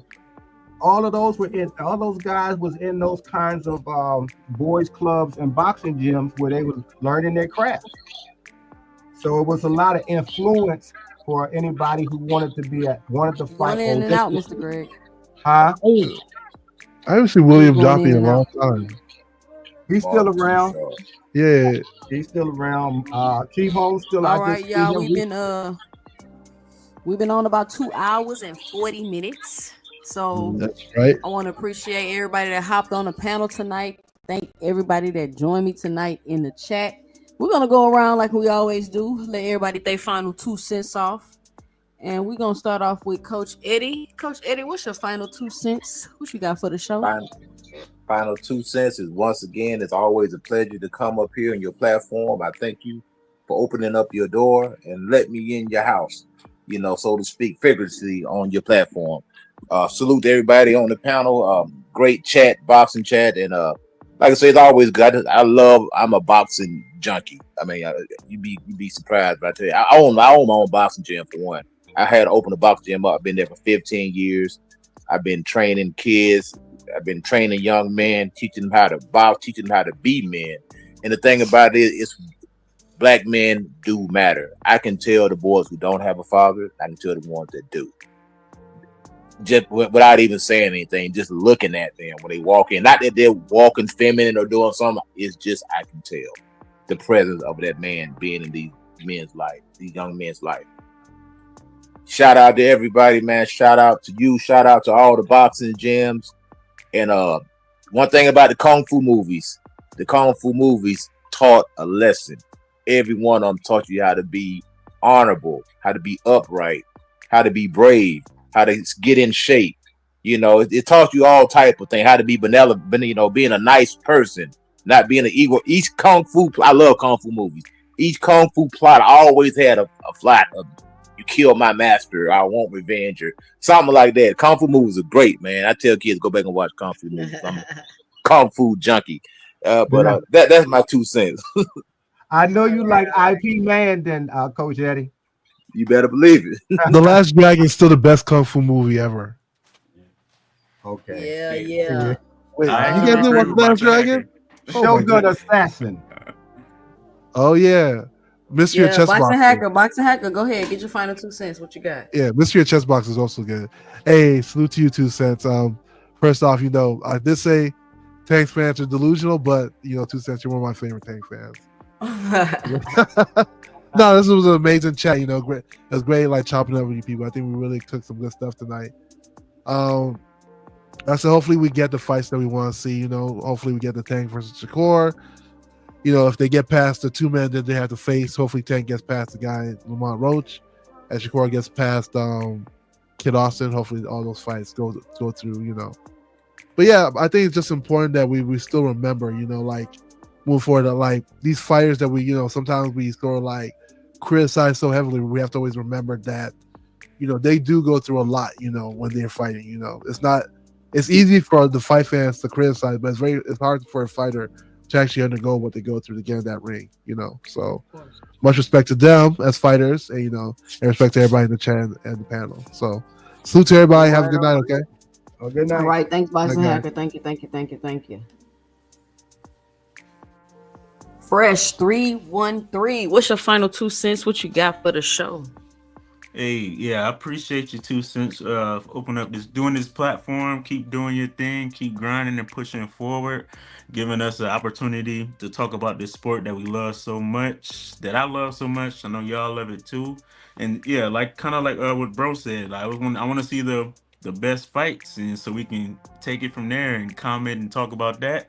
And yeah, I enjoy talking about all the boxing news that comes up, and we're gonna talk about it, analyze it, and we're gonna take it up to the ceiling. Hey, that's all I got, man. All right, Fresh. Thank you for coming up. Appreciate you.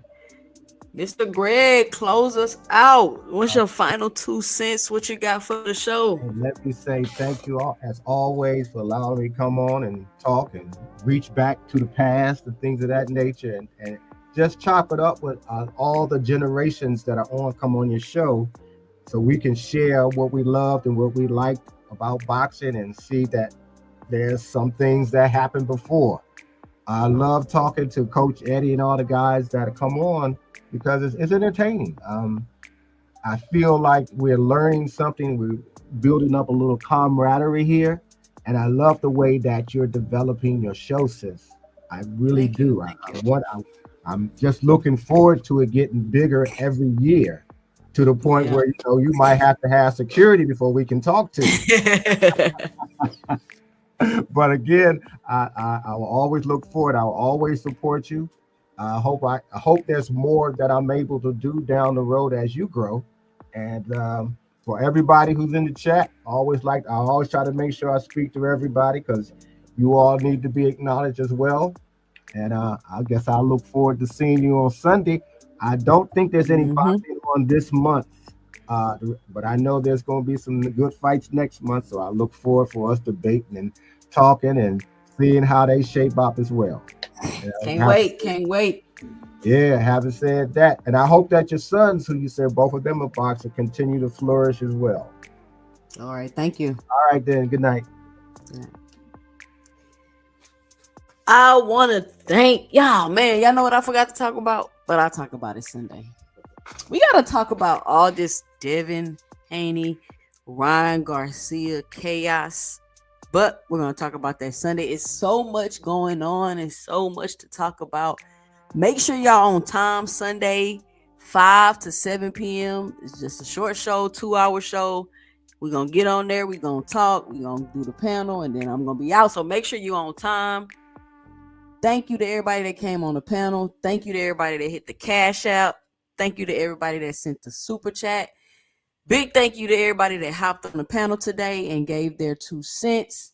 Listen, if you don't want your host yelling all in the videos, timing you out the chat, kicking you off the panel, leaving you in the background, come on over to 2 Cent Boxing Live, where we talk everything boxing and everybody's entitled to their own opinion.